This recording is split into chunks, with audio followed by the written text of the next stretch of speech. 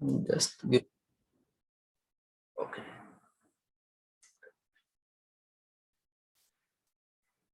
Okay तो बालक आज से हम क्लास स्टार्ट करने जा रहे हैं एसी। ठीक है, अब हम एसी पढ़ रहे हैं।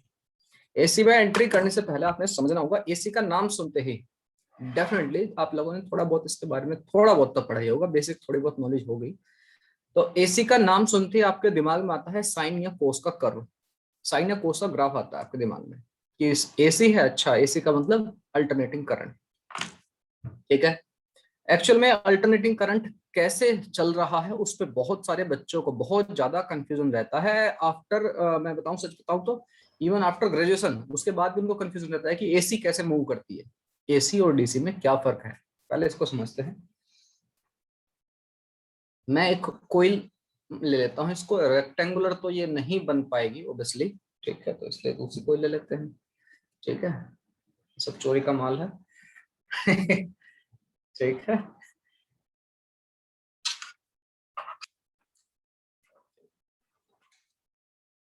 मैं रेक्टेंगुलर कोईल मैंने बना ली है।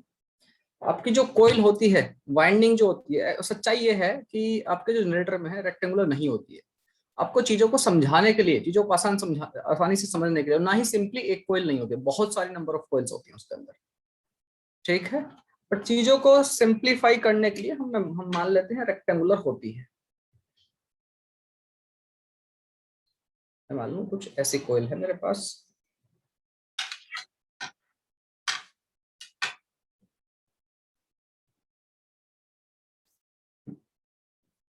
ये रेक्टेंगुलर लग रही है। ये तो सर रेक्टेंगुलर नहीं लग रही है।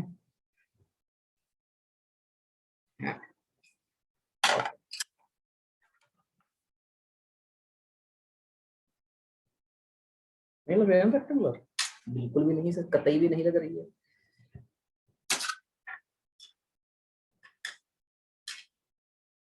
पंकज जिगरी है।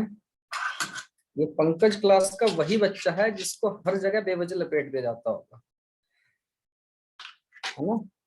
कुछ भी हो रहा है सर पंकज पंकज, ऐसे हमारी क्लास में भी होता था बेटा, सबकी क्लास में होता है सब। एक बेचारे नादान को हर जगह लपेट दिया जाता है ना। बेचारा सीधा सा है ना, कुछ कहता नहीं है। क्या क्या कहा बेटा, क्या है? बेचारा सीधा सा है ना, कुछ कहता नहीं है वो। हाँ हाँ हाँ, ऐसे ही है क्या? ये सच भी है क्या? पंकज है क्या क्लास में? सब सच है। पंकज है क्लास में? शर्माता है सर वो। अच्छा। यही मुझे तो सार्काज्म लग रहा है, उसकी टांग खींचने की कोशिश की जा रही है इसमें भी, पता नहीं। उसका सीधा सिंचन का आराम। फैन है सब। हाँ हाँ हाँ। ठीक है ठीक। ठीक है, सपोज करिए ये रेक्टेंगल बनाया मैंने, जैसे कि उल्टा सीधा बना है। मान लो थोड़ी देर के लिए रेक्टेंगल है। ओके सर, जब इसको मैग्नेटिक फील्ड में रखेंगे, कुछ कुछ जनरेटर में आपको कोई जो है लगभग रेक्टेंगल जैसी भी देखने को मिलेंगी। ठीक है, बहुत अच्छा है। ओके, सिंचन का फैन है, ठीक। तो प्यारा बच्चा, ये मेरे पास एक रेक्टेंगुलर कोइल है। जो जनरेटर होता है उसमें होते हैं बड़े बड़े पोल, मैग्नेटिक पोल, नॉर्थ और साउथ एक्चुअल में। और वो आपके परमानेंट मैग्नेट के नहीं बनाए जाते हैं, वो इलेक्ट्रोमैग्नेट से ही बनाए जाते हैं। करंट से ही आपका मैग्नेट मैग्नेट तैयार कर ली जाती है। बट एज ऑफ नाउ हम समझते हैं कि बस पोल है, नॉर्थ और साउथ। ठीक है, मैं इधर मान लेता हूँ नॉर्थ, इधर मान लेता हूँ साउथ। उनके बीच में रखी हुई ऐसे रेक्टेंगुलर कोइल है। ठीक है, ठीक है सर। अब बालक, मैंने अपनी तरफ से कोई भी एक डायरेक्शन चूज कर ली है, और अपनी जो जनरेटर है, जनरेटिंग यूनिट है, जहां पर मैं मैकेनिकल एनर्जी दे रहा हूं। आप चाहे मैकेनिकल एनर्जी देना चाहते हैं, अगर आप एक बल्ब ग्लो कराने के लिए, सिंपल एक बल्ब ग्लो कराने के लिए आपको बहुत बड़े टरबाइन इन सब की जरूरत नहीं, आप घर पर ही कर सकते हैं। तो छोटा सा मोटर आता है, छोटा बच्चे एक्सपेरिमेंट वगैरह करने के लिए इधर उधर लेकर घूमते रहते हैं, आप उसी एक्सपेरिमेंट उसी मोटर से, छोटे चिंटू से बच्चे करते भी, शायद आपने देखा हुआ। साइकिल के पहिए के आसपास लगा लेते हैं उसको, साइकिल का व्हील जैसे रोटेट करता है, उसको टच करता है जनरेटर, वो रोटेट होता है मोटर, आप उससे बल्ब ग्लो कर सकते हैं। मे भी शायद आप लोगों ने किया हो बचपन में। ठीक है, तो होता करना क्या है, बस हमारा काम है कि मैकेनिकल एनर्जी देनी है उसको, उसको जो शाफ्ट है उसको रोटेट करने के लिए ऐसी एनर्जी देनी है कि जिससे ये आपका रोटेट होने लगे ऐसे। ठीक है, ये कोइल आपकी रोटेट होने लगे, मैग्नेटिक फील्ड के अंदर ये रोटेट होने लगे। जैसे ही कोइल रोटेट होगी, आपको पता है मैग्नेटिक फील्ड फिक्स है, इसका एरिया फिक्स है, तो बदल क्या रहा है, एंगल बदल रहा है। और हमें पता है मैग्नेटिक फील्ड या फ्लक्स इक्वल टू क्या होता है, बी डॉट ए यानी बी ए कोस थीटा। अब ये टाइम के रेस्पेक्ट में बदल रहा है, किसी फिक्स वेलोसिटी से, अगर फिक्स एंगुलर वेलोसिटी से रोटेट कर रहे हो तो आप इसको बोल सकते हो बी ए कोस ओमेगा टी। उसको जब आप डिफरेंशिएट करोगे बी ए कोस ओमेगा टी को, तो आपका डिफरेंशिएशन होकर क्या आएगा सर, बी ए कोस का डिफरेंस होता है साइन, साइन ओमेगा टी, और ओमेगा बाहर आ जाएगा, तो बी ए ओमेगा साइन ओमेगा टी। में लिख के बता दूं इन चीजों को। ये हो गया मेरे डिफरेंशिएशन करके मुझे मिलेगा इतना, क्या चीज, इंड्यूस्ड ईएमएफ। इंड्यूस्ड ईएमएफ का अब इंपॉर्टेंट बात समझिए क्या है, जब आप इसको रोटेट कर रहे हो ऐसे, ठीक है, यस सर, तो प्यारा बच्चा फ्लक्स चेंज हो रहा है, ईएमएफ इसके अंदर जनरेट होगी, ईएमएफ जनरेट होगी, या फिर कह सकता हूँ कि अगर ये क्लोज कॉइल है तो पक्की बात है फिर करंट भी जनरेट होगा इसमें। और हम जब जनरेटर का हमारे काम कर रहे हैं, हमें इलेक्ट्रिसिटी चाहिए, तो हम करंट भी जनरेट करेंगे, सर्किट अपना क्लोज रखेंगे। तो होगा क्या बालक, जैसे ही हमने इसको ऐसे रोटेट किया, सपोज इधर की तरफ नॉर्थ है, इधर की तरफ साउथ है, ये ऊपर की तरफ जा रही है इस तरह से, ठीक है। मैंने आप लोगों को बताया है इंड्यूस्ड ईएमएफ इस तरह से जनरेट होगी कि it will oppose the change, it will oppose the change. तो आइए समझते हैं कैसी होगी इंड्यूस्ड ईएमएफ, उसके डायरेक्शन में कैसे कैसे क्या चीजें बदल रही होंगी, ठीक है। तो आज हमारा चैप्टर का नाम है एसी, और सबसे पहले मैं बात कर रहा हूँ एसी जनरेटर की।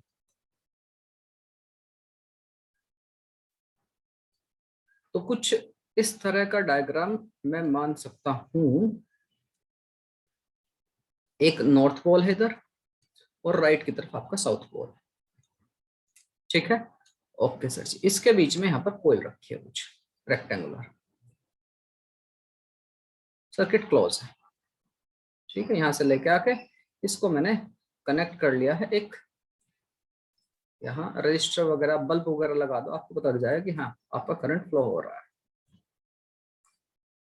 ठीक है। ओके सर, इसका ब्रांच का नाम देता हूँ यहाँ से ए बी सी और डी, ठीक है।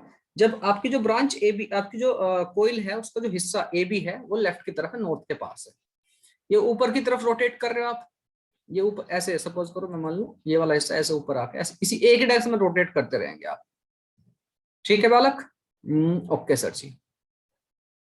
तो प्यारे बच्चे हमारे पास मैग्नेटिक फील्ड है, हमारे पास फोर्स भी है, इस कोइल के ऊपर आप कह सकते हो फोर्स ऊपर की तरफ लग रहा है, तो हम यहाँ से कैलकुलेट कर सकते हैं करंट की डायरेक्शन क्या होगी, तो आंसर है यस, आसानी से हम कैलकुलेट कर सकते हैं, ठीक है। हमें पता है फोर्स ऊपर की तरफ लग रहा है, कोइल के हिस्से को इसको ऊपर की तरफ लेके जाना चाह रहा है, यस सर। मैग्नेटिक फील्ड हमारा इधर की तरफ है, ओके, तो हम कैलकुलेट कर सकते हैं आपका डायरेक्शन ऑफ फोर्स आपका, या फिर कहेंगे डायरेक्शन ऑफ करंट किधर होगी। और एक चीज और ध्यान में रखना बालक, बच्चों को बड़ा कंफ्यूजन रहता है कि सर कब लेफ्ट हैंड फ्लेमिंग्स रूल लगाएं, कब राइट हैंड लगाएं, कब क्या है कैसे कैसे।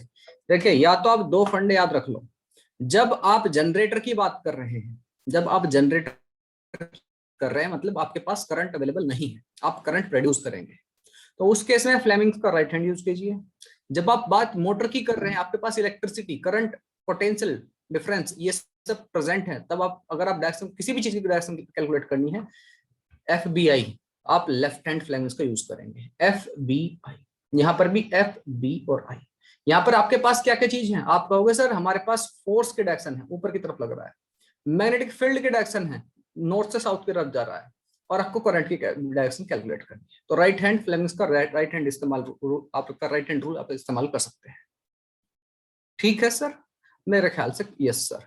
तो प्यारा बच्चा यहाँ से आप कैलकुलेट कर सकते हैं, फोर्स आपका किधर है, ऊपर की तरफ, ऊपर की तरफ थंब से आप डायरेक्शन दिखा सकते हैं आपके इस तरह से, फोर्स ऊपर की तरफ, मैग्नेटिक फील्ड इधर की तरफ, यस और नो, और थंब मिडिल फिंगर आपको दिखाई किधर आपकी डायरेक्शन होगी करंट की, तो एफ बी आई। तो यहाँ से देखने पे लग रहा है ए से बी की तरफ, अंदर से इस साइड से अंदर की तरफ होगी, मतलब ए से बी की तरफ आपकी मैग्नेटिक फील्ड होगी, आपके जो करंट की डायरेक्शन है वो होगी।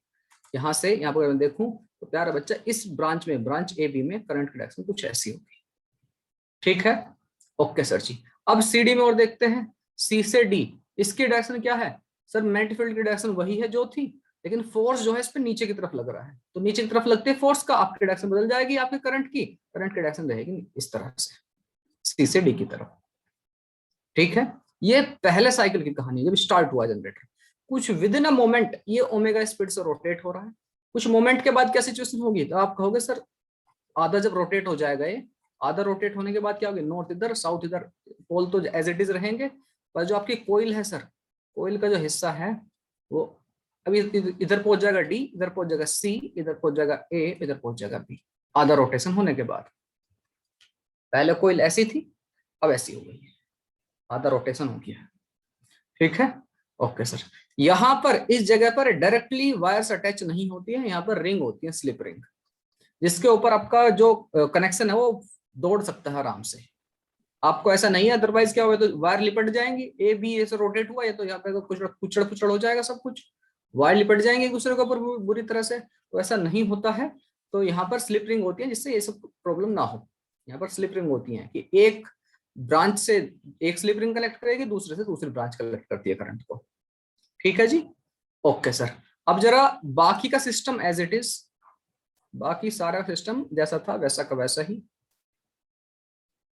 ठीक है, अब जरा समझिए, अब ये जो ब्रांच है आपकी सीडी कहिए या डीसी कहिए, ये पहुंच चुके लेफ्ट की तरफ और ये ऊपर की तरफ जाने की कोशिश कर रही है। रोटेशन जैसी चल रही थी, एक बार आपने रोटेशन सेट कर दी, ये क्लॉकवाइज या एंटी क्लॉकवाइज जैसे चलाना चल रहा है।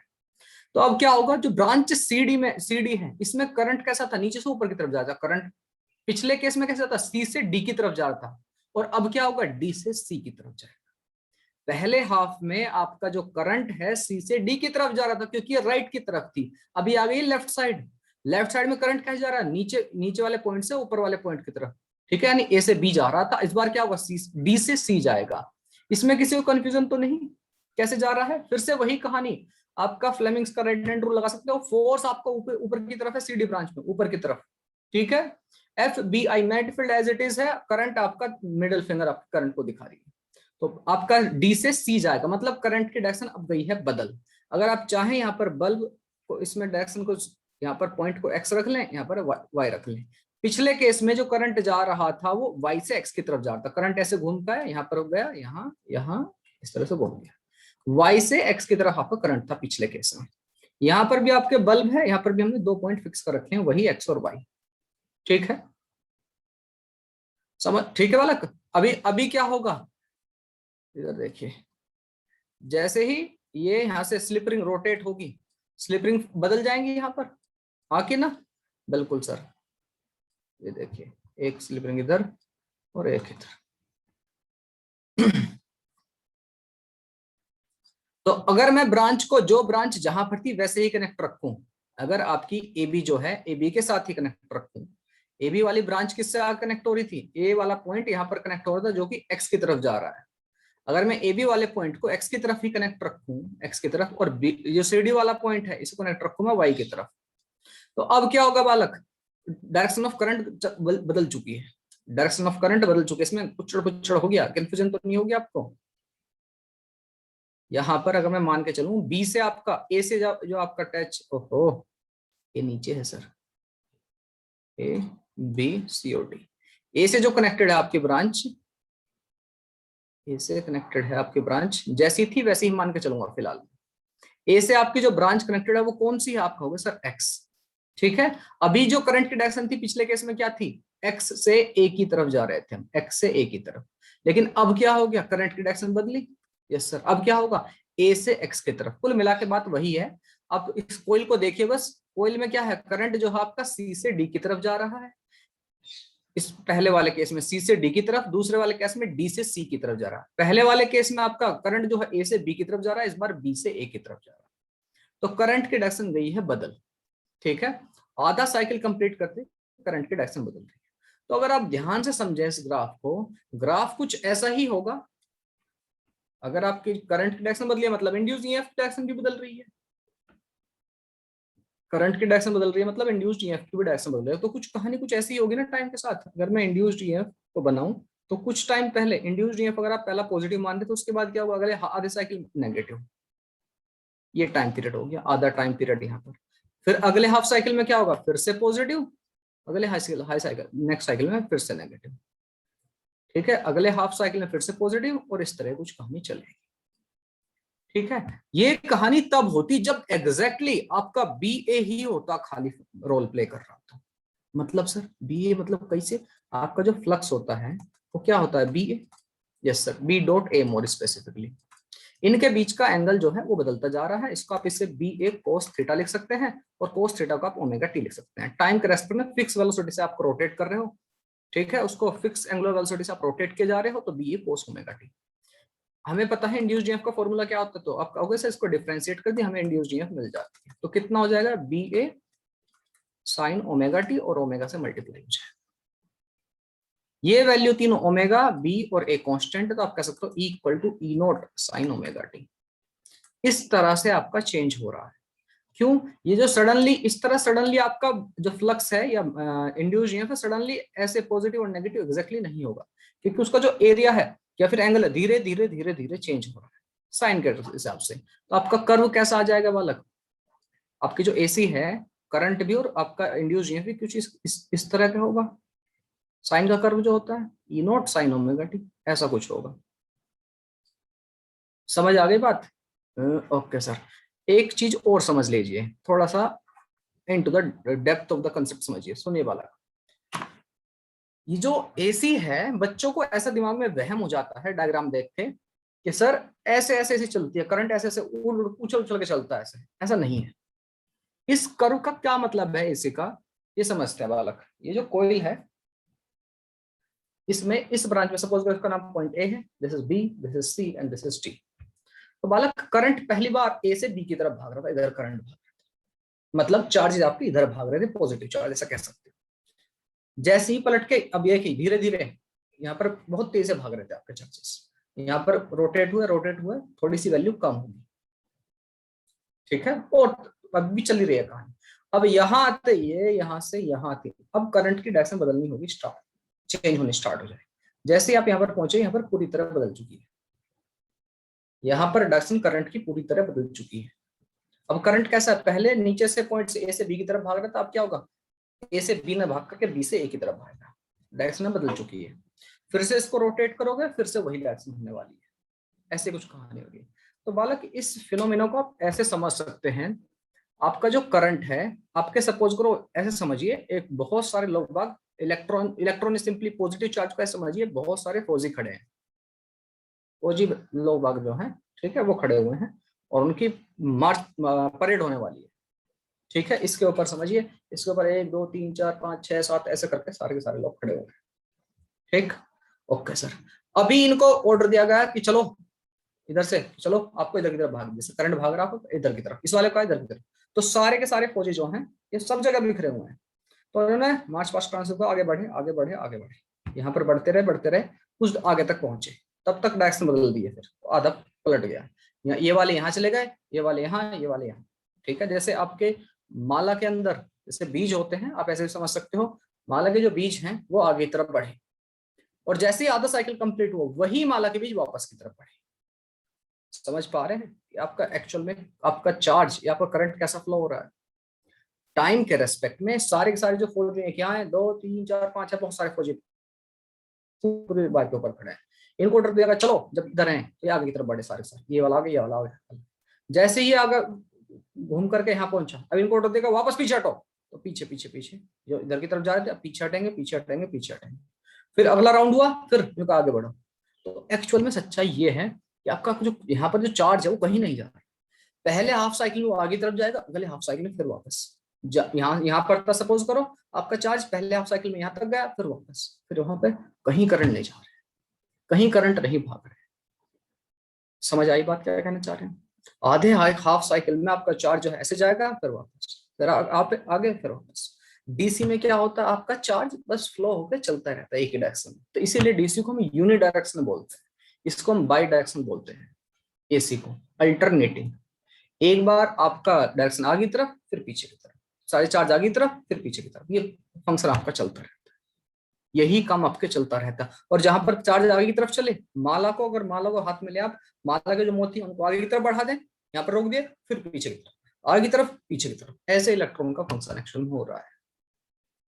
समझ में आई बात? Hello, how many of you got the point कि एक्चुअल में एसी कैसी है, ऐसा उछल उछल के चल रही है, ऐसा कुछ नहीं है। वो तो ये बता रहे हैं, जो मैंने कर्व ड्रॉ किया है उसमें ये बताया जा रहा है कि बालक यहां से लेके इस पॉइंट से लेके आधे साइकिल तक, यहां तक आपका जो करंट है ये आगे की तरफ चला, यहाँ पर रुका और अगले इसमें ये वापस पीछे की तरफ चला, इस वाले इस यहाँ से इस आधे साइकिल में करंट आपका वापस, जो इलेक्ट्रॉन है वापस पीछे की तरफ चले, आपका ये पॉजिटिव चार्ज, इलेक्ट्रॉन का ये पॉजिटिव चार्ज का जो आपको कहना है करंट का, ये करंट आपका आधे साइकिल में यहाँ से लेके यहाँ तक टाइम के लिए क्या हुआ, आगे बढ़ा। चलो जवानों आगे बढ़ो, आगे बढ़ गए। जवानों पीछे हटो, पीछे हट गए। इस साइकिल में ये पीछे हट रहे हैं, फिर इसमें आगे बढ़े, फिर इसमें पीछे हटे। एक्चुअली में ये कहानी होगी। कितनों को समझ में आ गया? एक बार हैंड रेज करके मुझे थोड़ा सा बता दीजिए कितनों को बात समझ में आया कि सर एसी इस तरह से काम करता है। हेलो, हाँ, okay okay, most of you got the point. ठीक है, तो एसी एक्चुअल में ऐसा काम कर रहा है, बच्चों के दिमाग में आता है अच्छा ऐसा कुछ हो रहा है। तो कुछ कुछ लोग क्वेश्चन भी करते हैं कि सर वो जो क्या बोलते हैं पेड़ पक्षी जो होते हैं वो हाई टेंशन की वायर पर नहीं बैठते हैं। आप लोगों ने देखा भी होगा, आपके जो पक्षी होते हैं जो लो टेंशन की वायर होते हैं बैठ जाते हैं, उनको करंट वगैरह नहीं लगता है। करंट क्यों नहीं लगता है, ये आपको रीजन अब मेरे ख्याल से आप सबके पास होगा कि पक्षी जो हैं वायर्स के ऊपर बैठे रहते हैं। ओवरहेड आपके ट्रांसमिशन लाइन जो होती है, खंबे से जो लाइनिंग जाती है, तो उसके ऊपर पक्षी बैठे रहते हैं, उनको करंट नहीं लगता क्योंकि अर्थिंग नहीं मिल रही है। लेकिन वहीं पर अगर बहुत ज्यादा हाई टेंशन की आपकी वायर है, उनके ऊपर पक्षी आपको नहीं बैठे मिलेंगे, बहुत ज्यादा हाई की। ऐसा नहीं कि उन्हें पता है कि मेरे को करंट लग जाएगा, कुछ होगा कुछ नहीं, उनको वो बैठ नहीं पाते हैं। क्यों sir? Because of electromagnetic induction. Seriously sir? Answer है यस। बालक, बहुत ह्यूज अमाउंट ऑफ आपका पोटेंशियल डिफरेंस रहता है। जैसे वो बैठने की कोशिश करते हैं, जैसे ही वो बैठने की कोशिश करते हैं, आपका करंट वहां से फ्लो हो रहा है। ठीक है, करंट की वैल्यू तो कम ही रहती है। आपको पता होगा ट्रांसमिशन के लिए करंट को मिनिमम करना करके भेजते हैं और वोल्टेज को मैक्सिमम, इससे हमारे लॉसेस कम होते हैं। ये सब चीजें आप लोगों को फर्दर क्लासेस में पढ़ने को मिलेंगी। एनीवे, तो होता क्या है, इलेक्ट्रोमैग्नेटिक इंडक्शन का क्या फिनोमिना है, जो हैवी आपका वोल्टेज लाइन होती है बहुत ज्यादा हैवी पर, वहां पर क्या होता है, जैसे ही पक्षी उसके ऊपर बैठने की कोशिश करता है तो करंट आपका जो है वो आपका ये पोटेंशियल डिफरेंस या करंट कहिए, हाँ सर, उसके आसपास मैग्नेटिक फील्ड रहेगा। बिल्कुल सर, मैग्नेटिक फील्ड रहेगा, बिल्कुल। तो होता क्या है बालक, उस मैग्नेटिक फील्ड की वजह से और उस करंट की वजह से जो आपका करंट है वो थोड़ा सा इंड्यूस हो जाता है, या फिर कह सकते हो ईएमएफ इंड्यूस हो जाता है उसके पंखों में, किसके? पक्षी के। सच में सर? हाँ जी, थोड़ा सा इंड्यूस्ड ईएमएफ बन जाता है उसके पक्षी के पंखों में, because of this changing electric field, magnetic field on the wire. ठीक है, ओके सर। तो उसकी वजह से क्या होता है, और उसके पंखों पर सेम ही तरह से इंड्यूस होता है, क्लॉकवाइज तो क्लॉकवाइज, समझ रहे हो ना? ओके सर, जैसे ही वो इंड्यूस होता है, इंड्यूस कैसा होता है, अपोज करने के लिए उसको, तो दोनों ही पंखों पर जो वही कहानी, तो उससे क्या होता है, दोनों के दोनों पंख उसको रिपल करते हैं, उसी के पंख रिपल करते हैं आपस में, उसी के पंख कहते हैं कि मुझसे दूर जा, मुझसे दूर जा। तो उसे उसका पक्षी बैठने की कोशिश भी करेगा तो उसके पंख एक दूसरे रिपल करेंगे, पंख ओपन करें हो जाएंगे, जस्ट बिकॉज ऑफ रिपल पंख ओपन हो जाएंगे। पंख जैसे ही ओपन होंगे फिर वो बैठ नहीं पाएगा, वो चाहकर भी नहीं बैठ पाता उनके ऊपर। बाकी करंट वगैरह कोई लेने देना नहीं है इससे कि उसको करंट नहीं लग रहा है। ठीक है, चलिए अब जरा आगे बढ़ते हैं बालक। ये कहानी आपको समझ में आ गई है सर? वायर में लटक जाए पक्षी तो, अगर वायर में लटक जाए पक्षी, अगर सिंपली एक वायर है उसका कहीं पूरा सर्किट क्लोज नहीं हो रहा तो कुछ नहीं होगा। हाँ, हाई टेंशन वायर में कभी कभी चिपकने केस आते हैं बालक, अगर उसके बॉडी से अगर करंट पास हो गया है, सर्किट कंप्लीट हो गया, तो इंसान वो जो भी है आपका पक्षी परिंदा जो भी है मर जाएगा फिर। ठीक है, ओके सर जी। हाँ, अट्रैक्ट होने की वजह से होता है। अट्रैक्ट प्यारा बच्चा तभी होता है बालक, कभी कभी आप लोगों को गांव वगैरह में सुनने के लिए आता होगा कि बहुत बारिश वगैरह पड़ी या आंधी तूफान आया और कोई वायर वगैरह टूट गई, या फिर किसी खंबे वगैरह में करंट उतर रहा है, उसके आसपास कोई गाय भैंस खड़ी थी, वो चपेट में आकर मर गई, इंसान भी हो सकता है उसकी जगह। ठीक है, वो जो सुनने के लिए आता है प्यारा बच्चा, वहां पर आपका huge amount of current flow हो रहा है ऑलरेडी, और आपकी जो आप अगर बॉडी आसपास है तो हमारी जो बॉडी है it is also good conductor of electricity, उसके आसपास है तो भैया वो आपको लपेट लेती है पास में कि आ जाओ। अगर आप हवा में होते, ठीक है, और दूसरी बात, करंट जो है बालक, हाई टेंशन वायर में क्या होता है, वो कोशिश आप लोगों ने देखा होगा, कभी कभी चटर पटर की आवाजें तो आती हैं हाई टेंशन वायर के आसपास, और कभी कभी अगर आपने देखा हो एक फिनोमिना होता है कोरोना, कोरोना डिस्चार्ज, ये वाला कोरोना बीमारी वाला कोरोना नहीं है, उसके आसपास वो क्या करता है, अपने करंट को डिस्चार्ज करता है, ब्लूइश कलर की लाइट आसपास चटर पटर की आवाजें आती रहती है, ऐसा हो जाता है। ठीक है, वो क्या करता है, हाई टेंशन वोल्टेज की वजह से वो आसपास की एयर को आयनाइज करा देता है, वो कंडक्ट करने की कोशिश करता है, वही उस कुछ कुछ ऐसा ही फिनोमिना समझ लीजिए बालक। जो केस जो आते हैं आपके कि सर हमने सुना है, उसको अट्रैक्ट कर लिया, जानवर खड़ा था, उसको जानवर चिपका के मार दिया, या आपको चिपका लिया।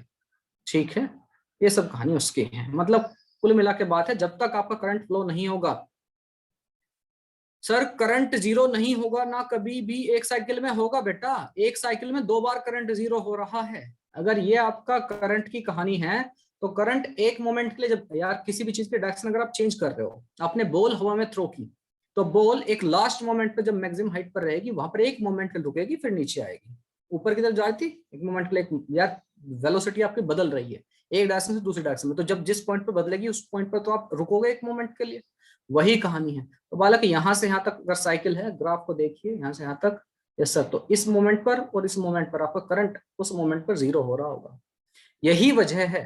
तो ये इसको हम बोल सकते हैं एक साइकिल है, एक कंप्लीट साइकिल यहाँ तक है, टी तक।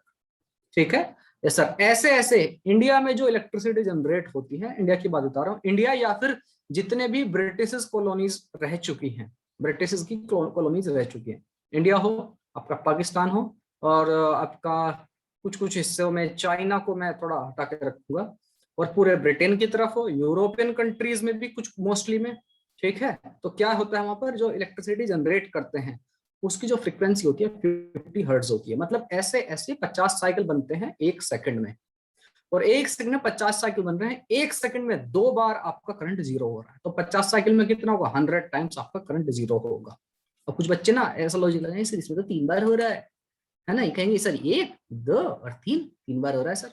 पापी इंसान इस वाले को पिछले वाले साइकिल में कंप्लीट करेगा, इसमें करेगा, किसी एक में कर सकते हो, या तो फिर इसको स्किप करो इस वाले को, या फिर इस वाले को करो, किसी एक को तो स्किप करो, जैसे को 3 और अगले वाले को 1, ऐसा करोगे नहीं सर।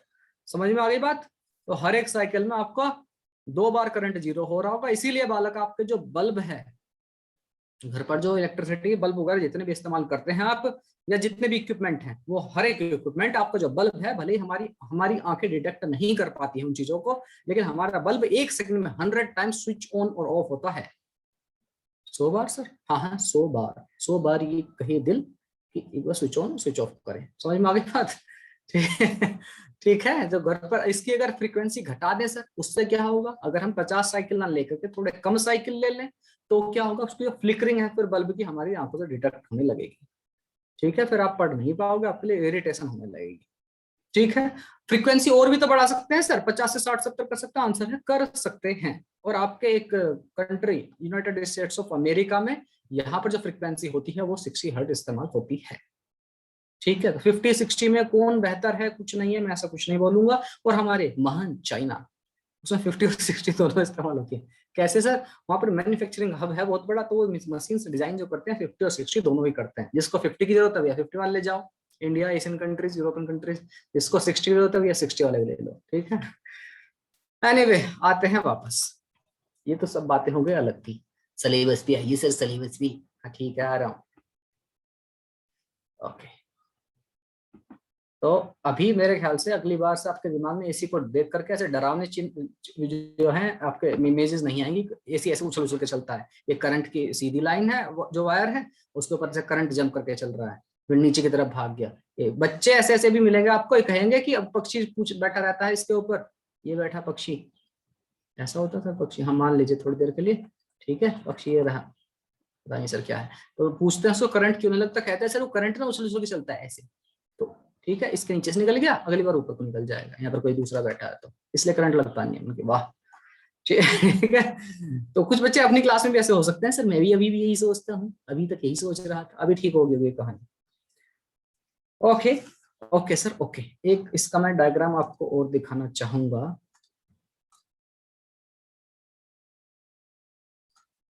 ये जो मैंने कोयल ड्रॉ कर की थी उसका डायग्राम, ये थोड़ी अच्छे से ड्रॉ रखिए।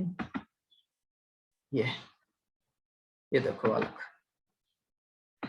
देख रहे हैं सर, पहले ब्रांच ए से बी की तरफ करंट गया, ठीक है, ए से बी, ये लो सर जी, ए से बी तक गया। जब आपका नॉर्थ और साउथ पोल है, इसको घूर लो, थोड़ा सा घूरने की इच्छा है तो, ठीक है, निहार लो इसे डायग्राम को। पहले हाफ साइकिल में आपका जो है ए से बी की तरफ करंट जा रहा है, दूसरे हाफ साइकिल में आपका बी से ए की तरफ आ रहा है, ठीक है। ये पहला हाफ साइकिल है। ये सर करंट आपका ऊपर की तरफ, सी से डी की तरफ, ये करंट के डायरेक्शन। आपका यहाँ पर लोड कनेक्टेड है, लोड आपका बल्ब वगैरह जो भी हो, कुछ भी हो सकता है।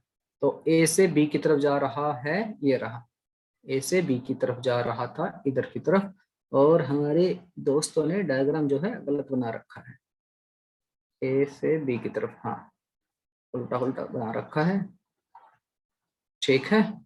यस सर जी, अब हमारा बी से ए की तरफ जा रहा है, बी से ए की तरफ, गड़बड़ हो गया, अच्छा स्लिप रिंग है, ठीक, स्लिप रिंग है, कंप्लीटली ओके, स्लिप रिंग है, रोटेट हो जाएंगे, ये वाला हिस्सा इससे कनेक्ट रहेगा। स्लिप रिंग आपकी रिंग जैसी ही होती है, रिंग जैसी ही होती है। आपकी जो ब्रांच ए है वही इस वाले रिंग से जो है आपका ऑलवेज ए वाला पॉइंट जो है यही कनेक्ट रहेगा इससे। तो अभी ए से बी जा रहा था, ए से बी जा रहा था फिर, ठीक है। और अगले अगले हिसाब में क्या होगा, अगले तो यहाँ से इधर की तरफ करंट जा रहा था, इधर की तरफ, बिल्कुल सही है।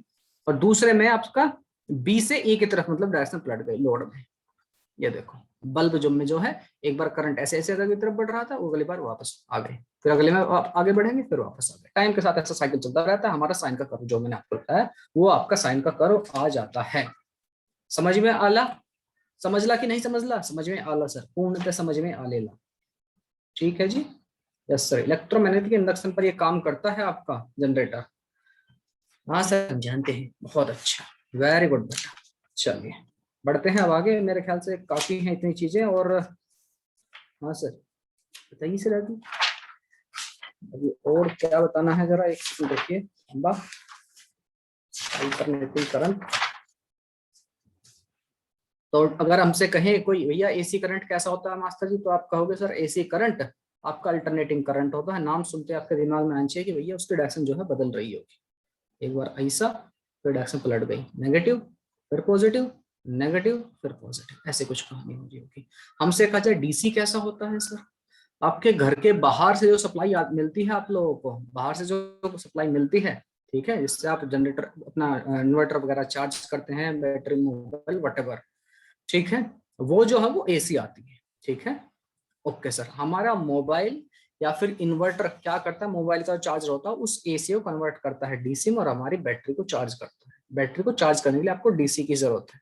वो जो चार्जर के अंदर इक्विपमेंट लगे हुए हैं, छोटे छोटे चिंटू मिंटू ट्रांसफॉर्मर वगैरह सब रहते हैं, हाई वोल्टेज को लो वोल्टेज करते हैं और एसी को डीसी में कन्वर्ट करते हैं, ठीक है। ओके सर, बैटरी को चार्ज कर देते हैं। अगर मैं कहूँ इन्वर्टर को चार्ज करने की कहानी क्या है, तो इन्वर्टर को भी बिल्कुल ऐसे ही चार्ज करते हैं, ठीक है। अगर कोई हमसे पूछे कि which is more dangerous, AC और डीसी, तो क्या कहोगे आप, ज्यादा खतरनाक कौन है, एसी की DC? Hello, what do you think, ज्यादा खतरनाक कौन सी है, which is more dangerous, AC और डीसी? बोलिए आपको क्या लगता है, जो आपको लगता है बताइए। एसी ज्यादा डेंजर लगती है, क्यों सर? एसी डीसी आंसर सब क्या आ रहे हैं? तो क्वेश्चन ये है प्यारे बच्चा, पहले तो आपका क्वेश्चन के ऊपर एक और काउंटर क्वेश्चन ये होना चाहिए, सर कितने वोल्ट की बात कर रहे हैं? मैं कहूँ सेम वोल्ट की बात कर रहा हूँ, सेम वोल्टेज, 230 वोल्ट एसी है, 230 वोल्ट डीसी है, अब क्या कहेंगे? डीसी, डीसी कोई कह रहा है, एसी कोई कह रहा है डीसी। देखिए बालक, अगर डीसी जो है हाई वोल्टेज की है तो खतरनाक है, समझिए इस चीज को। अभी ये बड़ा ही सब्जेक्टिव सा आंसर है इसका, यस और नो में ये एसी किसी एक को मैं अभी नहीं दे सकता, इसके पीछे टर्म्स एंड कंडीशन, कुछ शर्तें हैं इसके पीछे। अगर 230 वोल्ट एसी है, 230 ही वोल्ट आपका डीसी है, तो मैं आपको let me tell you, AC is more dangerous, AC is more dangerous. इसका रीजन ये नहीं है, 230 वोल्ट है दोनों, 230 वोल्ट है, फिर भी 50 सर, बार पर सेकंड हाँ 50 पकड़ता है और 50 बार छोड़ता है इसमें। तो उसमें तो बचने के चांसेस हैं। नहीं, पर सेकंड 50 बार पकड़ेगा, 50 बार छोड़ेगा ना, लेकिन डीसी में एक ही उसमें चलेगा। हाँ तो कौन सा ज्यादा खतरनाक है? डीसी। डीसी ज्यादा खतरनाक है, लेकिन मैं तो कह रहा हूँ सर आंसर, हाँ क्या? जो आई नोट होता है मतलब उसका मान वैल्यू। हाँ आई नोट, ओके, सेम भी मतलब हाँ धारा का सिग्नल बोलते हैं वो ज्यादा होता है, मतलब एसी का। बिल्कुल बिल्कुल बिल्कुल बिल्कुल बिल्कुल सही बात है, सही बात है बालक। देखिए बालक, सिंपली अगर मैं कह रहा हूं ना कि मेरा जो एसी का करंट है या वोल्टेज 230 वोल्ट है, इसका मतलब, अब एक बात बताइए, जो हमारा ग्राफ है एसी का, यस सर, एसी की वैल्यू जो है वोल्टेज कही है, करंट का, ये तो आपका जीरो भी है कभी कभी, ये मैक्सिमम भी है, ये बीच में भी है, यहाँ भी है, माइनस में भी है। तो मैं कौन सा 230 वोल्ट कहा है ना, इसका क्या मतलब, कौन सी वैल्यू, इसके पास तो बहुत सारी वैल्यू है। अगर हाँ मैं डीसी के केस में कहूँ 230 वोल्ट, तो ठीक है 230 वोल्ट ये रहा। इसमें 230 वोल्ट कौन सी वैल्यू के लिए बोल रहा हूं मैं, इसके लिए मैक्सिमम वैल्यू, किसके लिए? अगर मैं कहता कि 230 वोल्ट है एसी और ये उसकी मैक्सिमम वैल्यू, और डीसी के लिए बोलता मैं कि डीसी भी आपके 230 है, तो अभी जो ज्यादा खतरनाक है तब है ये। ठीक है, क्यों सर ऐसा क्यों? क्योंकि प्यारे बच्चे 230 के बाद इसका जो वोल्टेज है वो कम भी होगी, और एक मोमेंट आएगा जहां जीरो भी, फिर से कम होगी, मैग्नीट्यूड चेंज होगा, नेगेटिव होगा, फिर से जीरो होगा। तो चांसेस है कि जहां जीरो हो रहा है शायद आप जिंदा बच जाओ, वहां पर आपको छोड़ दे उस मोमेंट पर, अगर आपने बचा पाया अपने आप को। ये आपको मौका नहीं देगा, 230 वोल्ट आपको ये आपको मौका नहीं देगा। हाँ सर, लेकिन सिंपली अगर मैं कहता हूं कि 230 वोल्ट है, मैक्सिमम वैल्यू ना कह करके मैं 230 कह रहा हूं, तो प्यारे बच्चा यहाँ पर जो मैं 230 बता रहा हूँ, एक्चुअली अगर सिंपली जहां भी आपको रेटिंग वगैरह लिखी हुई दिखती है किसी भी मशीन के ऊपर, किसी भी मशीन, आपका घर का पंखा हो, आपका घर का हेयर ड्रायर हो, आपका जो मोबाइल फोन का चार्जर है उसके ऊपर, आपको लैपटॉप पर, what ever the equipment you have in your house, ठीक है, एसी फ्रिज कूलर जो भी है आपके पास, उस पे अगर 230 लिखा हुआ है, इसका मतलब हम वो RMS, root mean square value की बात कर रहे हैं। प्लेटिंग जो होती है, जो प्लेट होती है, जितनी भी इक्विपमेंट की प्लेट मिलेंगी उनके ऊपर जो रेटिंग दी है बेटा, वो ऑलवेज आरएमएस वैल्यू होती है, बाय डिफॉल्ट यही मान के चलता है, अगर उसने क्वेश्चन वगैरह में आपको मेंशन नहीं किया है तो। सिंपली उसने बताया ना 230 वोल्ट इतने एसी, और ये हमारी रेटिंग है इतने वाट की, तो आप समझ ना 230 जो वोल्ट दिया हुआ है, 220 जो वोल्ट दिया, ये आरएमएस वैल्यू है। ठीक है, आरएमएस वैल्यू का मतलब क्या होता है सर? कुछ बच्चे तो शायद जानते होंगे, कुछ बच्चे शायद नहीं जानते होंगे कि आरएमएस क्या होता है। नाम तो पता होगा सर आपका, आरएमएस, है ना? इस सर हिमेश रेसी में जैसा नाम है आरएमएस, इसको जरा उल्टा रीड कीजिए, स्क्वायर मीन और रूट। इसके पास बहुत सारे करंट हैं एक्चुअल में, ये बहुत सारी वोल्टेजेस हैं इसके पास, यहाँ पर कुछ और है, यहाँ पर कुछ और, यहाँ पर कुछ और, यहाँ यहाँ यहाँ हर जगह पर इसके पास बहुत सारे डिफरेंट डिफरेंट वोल्टेजेस है। ठीक है, यहाँ से लेके यहाँ तक। तो पहले सारी वोल्टेज जो भी जितनी हमसे पॉसिबल ली जा सकती थी, ठीक है, हम उन सब का स्क्वायर किया।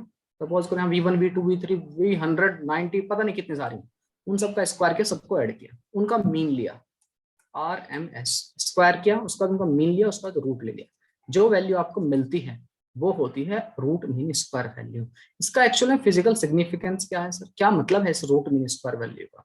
तो प्यारे बच्चे, इसका मतलब ये होता है, ये टर्म कहाँ से लिया गया है, कैसे लिया गया है, क्यों इस टर्म को लिया गया है, तो बालक इसका आंसर ये है, अगर मेरे पास एक हीटर है, ठीक है, मैं उसको डीसी इस्तेमाल करके अपनी हीट प्रोड्यूस कर रहा हूँ 1 घंटे में, मैंने देखा अच्छा इतनी अमाउंट ऑफ हीट प्रोड्यूस हुई 1 घंटे में, I2RT मैंने लगा दिया। ठीक है, यही होता है फॉर्मूला हीट का, I2RT। ठीक है, पावर इनटू टाइम, बिल्कुल सर। ओके, अब मैं उसी हीटर को इस्तेमाल करूंगा मैं एसी पर। ठीक है, मुझे same amount of heat produce करनी है in same interval of time, same amount of heat in same interval of time. जितनी सपोज करो 100 जूल या 1000 जूल आपने हीट प्रोड्यूस कर ली 1 घंटे में, और मैं चाहता हूं कि अब मुझे देखना है कि एक ही घंटे में 1000 जूल प्रोड्यूस करने के लिए मुझे जो करंट की वैल्यू दे रहा हूं, ठीक है, बाय द एसी, वो कितनी दूंगा। समझ में आई थोड़ी थोड़ी बात? समझला कि नहीं समझला? तो जो आती है वैल्यू, सपोज करो करंट आपका यहाँ पर मैक्सिमम करंट है I0, तो जो आपके रूट मीन स्क्वायर वैल्यू आती है वो आती है I0/√2। कैसे आती है, क्या है इसके पीछे एक कहानी, बताएंगे सही समय आने पर। अभी बात समझ में आई क्या है? हेलो चिंस पिंस पिंस। या फिर आप ऐसे समझ सकते हैं, आपने हीटर को ऑपरेट कराया एसी के ऊपर, आपने कुछ आपके सम अमाउंट ऑफ हीट आपने प्रोड्यूस कर ली 1 घंटे में, 1 मिनट में, 1 सेकंड में, कुछ भी ले सकते हो आप लोग। ठीक है, ओके सर। जो ये आपने एसी उसको दे दी। अब यही same amount of heat same time period में अगर मैं डीसी दूं तो कितने से प्रोड्यूस होगी। देखा गया अगर आपकी इसकी मैक्सिमम वैल्यू यहाँ पर आई नोट थी तो हमने देखा गया डीसी में कितना दूं मैं, तो आप कहोगे सर आई नोट बाई √2 दे दीजिए, आपका सेम आंसर मिलेगा, सेम अमाउंट ऑफ हीट मिलेगी सेम इंटरवल ऑफ टाइम। यहां से कंसेप्ट आया है रूट मीन स्क्वायर का। ठीक है प्यारे बच्चा, यही सिमिलर कंसेप्ट अपने रूट मीन स्क्वायर वेलोसिटी आपने थर्मोडायनेमिक्स में पढ़ा होगा, वो क्या होती है आप लोगों को पता ही होगा, √3RT/m होती है। ठीक है, ओके सर, ग्रेट। चलिए अब आगे बढ़ते हैं। डीसी करंट क्या होता है, एसी करंट कैसा होता है, ये बात आपको समझ में आ गई है। ठीक है, 1 by 1 अब जरा मैं इसके बारे में कुछ कुछ बातें कर लेता हूं। जो बच्चों को वेव आप लोगों ने पढ़ा ही होगा, वेव मोशन। नहीं सर नहीं पढ़ा, विद्रोह कर देंगे हम। नहीं बेटा, विद्रोह वगैरह कुछ नहीं करना है, एक एक टर्म्स लेते हैं, उन टर्म्स को समझते हैं। ठीक है, ओके सर। तो प्यारा बच्चा, फ्रॉम नाउ एंड ऑनवर्ड आपको समझना है, हम करंट या वोल्टेज की जो ग्राफ ड्रॉ करेंगे कुछ इसी तरह का। और याद रहे, जरूरी नहीं कि हर बार आपको ये जो है साइन सिग्नल ड्रॉ करना है, it may be cos, it may be cos. ठीक है, ये कोस का भी हो सकता है, आपका साइनसोइडल होना चाहिए। साइनसोइडल का मतलब ऐसा बिल्कुल भी नहीं कि हम साइन का ही हो, साइनसोइडल का मतलब है it may be cos, it may be sine, इस तरह का होना चाहिए फंक्शन। ठीक है चिंटू, यस सर। कुछ कुछ टर्म्स हम डिस्कस कर लेते हैं। टाइम पीरियड का क्या मतलब है, टाइम पीरियड वो टाइम है जितनी देर में एक साइकिल कंप्लीट कर लेगी। मतलब आपके जो नंबर ऑफ इलेक्ट्रॉन्स हैं, जो फौजी साहब हैं, जो हमने सोचा था इलेक्ट्रॉन प्रोटॉन जो भी चार्ज रखे हैं, फौजी साहब को उनको आगे बढ़ने के लिए कहा गया, जवान आगे बढ़ेगा, आगे बढ़, T two T two T two, 4 कदम बढ़ा और 4 कदम फिर वो कहा जवान पीछे हटो। ठीक है, आगे बढ़ गए, पीछे हट। ठीक है, तो 4 कदम आगे बढ़े, 4 कदम हट के पीछे आ गए। तो जितना टाइम उन्होंने आगे जाके वापस पीछे वहीं पे जिस पॉइंट पे चले गए वहां से आने, वहीं पर पाने के लिए कितना लगाया, वही आपका टाइम पीरियड है, विच इज इक्वल टू 2π/ω। ये आप जानते हैं, इस तरह में इक्वल टू 2π/t होता है सर। ठीक है, ओके सर, जानते हैं बहुत अच्छे से। वहां पर ओमेगा क्या है, यहाँ पर एंगुलर फ्रीक्वेंसी, एंगुलर फ्रीक्वेंसी, ये सब छोटी मोटी टर्म सर हम जानते हैं बहुत अच्छे से। तो अच्छा ठीक है, दूसरी बात आपकी फ्रीक्वेंसी, फ्रीक्वेंसी क्या होती है सर, 1/t को बोलते हैं फ्रीक्वेंसी। ठीक है, इंडिया में जो इस्तेमाल होती है विच इज 50 हर्ट्ज। कभी कभार अगर आपको क्वेश्चन में नहीं दिया जाता है कि भैया फ्रीक्वेंसी क्या आती है, आपको जरूरत है तो बाय डिफॉल्ट आप 50 हर्ट्ज लेके चल लें। अब उसने दिया है कि इतनी हर्ट्ज की फ्रीक्वेंसी है तो प्यारा बच्चा फिर वही लीजिए। ठीक है, अगर क्वेश्चन में कहीं नहीं दिया है, इंडिया की बात हो रही है, इंडिया ओबियसली यार एग्जाम में आप इंडिया में ही दे रहे हो। Yes sir. पीक वैल्यू या फिर एम्पलीट्यूड का क्या मतलब है, पीक वैल्यू या फिर एम्पलीट्यूड, सर ये जो मैक्सिमम वैल्यू रहती है सर, ये इसको आप वी नोट आई नोट जो भी आपको कहना है इसको। ठीक है, अगर माइनस आई नोट रहेगा इसी को पीक वैल्यू या एम्पलीट्यूड कहते हैं। मैं इनको अब डेफिनेशन नहीं लिखाऊंगा कि ये ऐसा होता है। ठीक है जी, यस सर। फेज, फेज, कुछ बच्चों को फेज और फेज डायग्राम में बड़ा कंफ्यूजन होगा, पक्की बात है। आप ऐसे है कोई ऐसा जिसको फेजर, फेजर मोर स्पेसिफिक लगा हूं, फेज या फेजर डायग्राम में कोई कंफ्यूजन है, प्लीज रेज योर हैंड। अगर किसी बच्चों को डाउट डिफिकल्टी है कि सर हमें फेज या फेजर समझ में नहीं आते हैं, ऐसा है कोई? हाँ, ये 2 नमूनों का था, हाथ सदा ऊपर रहेगा। अभिराम, नवीन, बेटा पंकज नहीं है क्या क्लास में? पंकज, पंकज भी है, ओके ठीक है, ठीक है बेटा। फेज फेजर में आपको डिफिकल्टी है, विल डिस्कस, डोंट वरी। ठीक है बालक, फेज या फेजर का क्या मतलब है बालक, आप तो ऐसा कह सकते हो अगर आपका टाइम 0 पर, सर जरूरी नहीं है आपने जब आपने ऑब्जर्व करना स्टार्ट किया कि ये 0 से स्टार्ट होगी, ऐसा भी हो सकता है ये आपका यहाँ पे स्टार्ट आपने ऑब्जर्व करना शुरू किया और ऐसा हो जाए, और भी कहीं से ग्राफ आपका शुरू हो सकता है, ऐसा हो सकता है ग्राफ आपका, ऐसा हो सकता है ग्राफ। ठीक है, तो ये जो इनिशियली, इसको इनिशियल फेज बोल देते हैं, वही बिल्कुल जैसा वेव फंक्शन पढ़ते थे हम वही है। तो आपका जो कर्व है, जो ग्राफ है, इसकी इक्वेशन कैसे दे सकते हैं? अगर मैं कहूँ करंट या पोटेंशियल क्या रहेगा, वो कितना रहेगा, ई नोट साइन ओमेगा टी। खाली ओमेगा टी नहीं, फाई भी हो सकता है, यही आपका फेज है। बाय द वे इस पूरे टर्म को फेज बोला जाता है, इसको इनिशियल फेज बोला जाता है। ठीक है, फेज क्या है बाय द वे, और स्पेसिफिकली समझें तो हमारे जो भी फंक्शन है, चाहे वो आपका ईएमएफ का हो चाहे वो करंट का फंक्शन हो, उसमें वो जो एंगल है, वो एंगल उसकी एग्जैक्ट वैल्यू या पोजीशन के बारे में डिफाइन कर सकता है कि क्या सिचुएशन है अभी हमारी वैल्यू की। एंगल से सारी कहानी एंगल पर डिपेंडेंट है। ई नोट तो मैक्सिमम वैल्यू फिक्स है, sine omega T plus phi पर सारी डिपेंडेंसी इसके ऊपर है। तो फेज एक ऐसी क्वांटिटी है जो कि एंगल है, ऐसी एंगल वाली क्वांटिटी है जो कि आपको एग्जैक्टली बता सकते हैं कि आपका पार्टिकल कहां पर होगा। With the help of this we can find it out. Clear? तो आंसर है यस सर जी। अब जरा ये जो 2-3 टर्म है, मीन वैल्यू, एवरेज वैल्यू, इन सबको और समझ लेते हैं। चौथा टर्म लिखिए, पांचवा टर्म लिखिए, ये हो गया आपका फेज। नेक्स्ट लिखिए मीन। इन चीजों में डिफरेंस पता होना चाहिए प्यारा बच्चा प्लीज, मीन वैल्यू या फिर एवरेज वैल्यू। अच्छा एक बात बताइए, डीसी की फ्रीक्वेंसी कितनी होती है? सारे लोग बताएंगे what is the frequency of DC? Quick, हाँ जी रिप्लाई कीजिए। डीसी की फ्रीक्वेंसी कितनी होती है? एक आंसर आ गया मेरे पास, दलीप, ओके, दीपक, अनिकेत, ठीक है। बस इतने बच्चों को पता है? 1 2 3 बच्चों को, 4 बस, 5, मुकेश, ओके, आयुष, ठीक है, नवीन, सबको पता है डीसी की फ्रीक्वेंसी होती है 0। ठीक है जी, डीसी में कोई फ्रीक्वेंसी वगैरह नहीं है, डीसी की फ्रीक्वेंसी होती है 0। ठीक, ओके चिंस पिंस पिंस। अब बात समझते हैं मीन वैल्यू एवरेज वैल्यू की। आपको पता है आपका जो डीसी होता है, यस सर, उसके ऊपर आपका कैपेसिटर या आपका इंडक्टर यूजलेस है उनके लिए। क्या बात कर रहे हो सर? हाँ, डीसी सर्किटरी में आपका इंडक्टर और कैपेसिटर ऑलमोस्ट यूजलेस है। क्या बात कर रहे हो सर? आंसर है यस सर। कैसे? अब वो आने वाली क्लास में हम समझेंगे इसको। पहले बात करते हैं मीन वैल्यू या एवरेज वैल्यू। देखिए प्यारा बच्चा, मेरा ऐसा कुछ कर्व है, एक साइकिल कंप्लीट हुआ मेरा ऐसे और ऐसे, ठीक है, यस सर। अगर मैं इसका मीन वैल्यू कैलकुलेट करूं, मीन वैल्यू कैसे कैलकुलेट करें? अगर सपोज करो मैं कहूं आप 40 बच्चे हो, 40 बच्चों का वेट का मुझे मीन या एवरेज वैल्यू कैलकुलेट करनी है, तो क्या करते हैं, सारे बच्चों का वेट कर लिया x1 + x2 से लेकर x40 तक, divide by number of kids. कितने आप लोग? 40 है, तो 40 से डिवाइड कर दे, ये वैल्यू। ठीक है, यहाँ पर आपकी जो वोल्टेज कहिए या फिर आपका करंट कहिए, वो हर जगह पर मोमेंट पर चेंज हो रहा है। तो मैंने क्या किया, आई डी टी करंट को इंटीग्रेट कर लिया और डिवाइड कर दिया, कहां से कहां तक, यहाँ से यहाँ तक, और डिवाइड कर दिया करंट से। इसका मतलब भी वही है जो हम लोग सिंपली मीन निकालते हैं। ठीक है, एक साइकिल के लिए उसको इंटीग्रेट किया करंट को और डिवाइड कर दिया टोटल करंट से। इसके अंदर छोटे छोटे छोटे छोटे छोटे छोटे सारे टाइम इसमें इंक्लूड हो गए, यहाँ से यहाँ तक 0 से t तक। तो प्यारा बच्चा साइन ओमेगा टी या फिर कोस ओमेगा टी को अगर मैं पूरे साइकिल पर कंप्लीट करूं, इंटीग्रेट करूं एक कंप्लीट साइकिल पर, तो वैल्यू कितनी आती है? ये बात आप जानते होंगे। ठीक है, ये चीजें आपने बहुत अच्छे से पढ़ ली होगी। साइन ओमेगा टी को अगर मैं इंटीग्रेट करता हूँ फॉर अ फुल साइकिल, तो आप देखोगे आधा साइकिल इसका पॉजिटिव और आधा नेगेटिव। तो आपका जो वैल्यू आएगी आई डी टी की, वो ये वैल्यू कितनी आने वाली है? 0/t, मतलब 0 आने वाली है।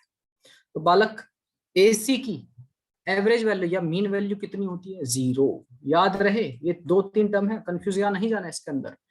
पीक वैल्यू क्या है? उसका मैक्सिमम एम्पलीट्यूड, जो कि 0 नहीं होगा, जो कि कितना होगा? I0 या E0।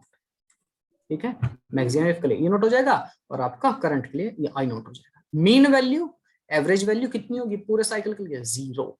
For the complete cycle it will be equal to 0। अब तीसरा टर्म आता है जिसको हम बोलते हैं आरएमएस वैल्यू। ठीक है चिंटू, ओके सर। लेकिन अगर मैं पूछूं, अच्छा आरएमएस वैल्यू से पहले अगर मैं पूछूं आपसे, मीन वैल्यू या एवरेज वैल्यू हाफ साइकिल के लिए कितनी होगी? ये तो कंप्लीट साइकिल के लिए, फुल साइकिल के लिए अगर हम आपसे पूछें हाफ साइकिल के लिए कितनी होगी, जरा कैलकुलेट करके बताना वाला, क्विक, कितनी होगी हाफ साइकिल के लिए? बोलो। केवल आधे साइकिल की बात करूं, पॉजिटिव वाले हिस्से केवल।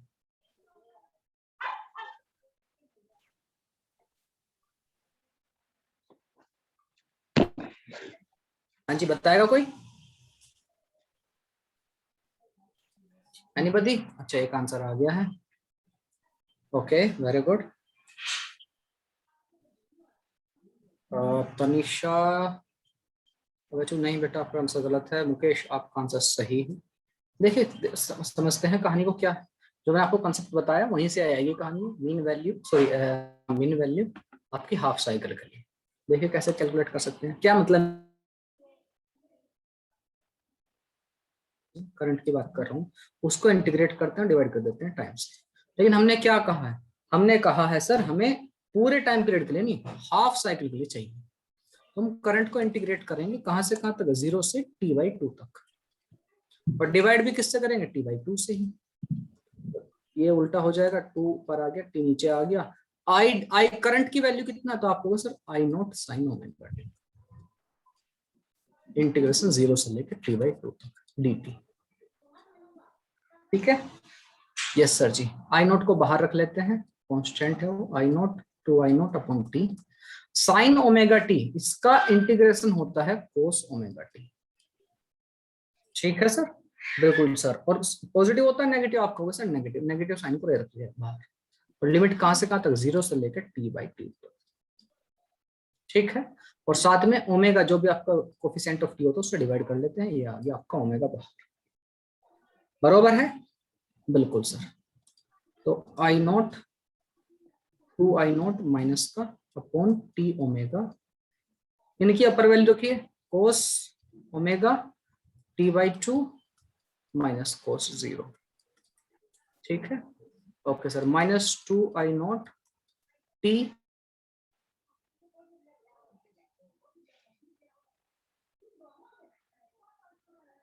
और अंदर यहां पर कोस ओमेगा t/2, इसकी वैल्यू रखते हैं। Your internet connection is unstable, मेरी आवाज टूट फूट के कट पिट के आ रही है क्या?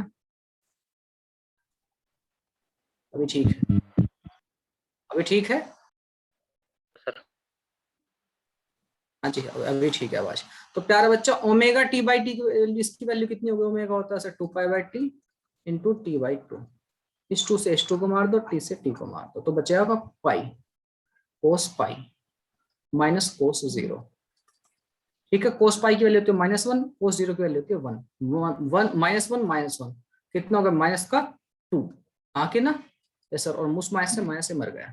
तो आपका कितना बचा सर 2i0 अपॉन पाई, अरे हाँ कि ना, ये वैल्यू बची 2i0 upon pi. This is the mean value, this is the mean value या फिर average value for half cycle. Half cycle का 0 नहीं पुट कर देना।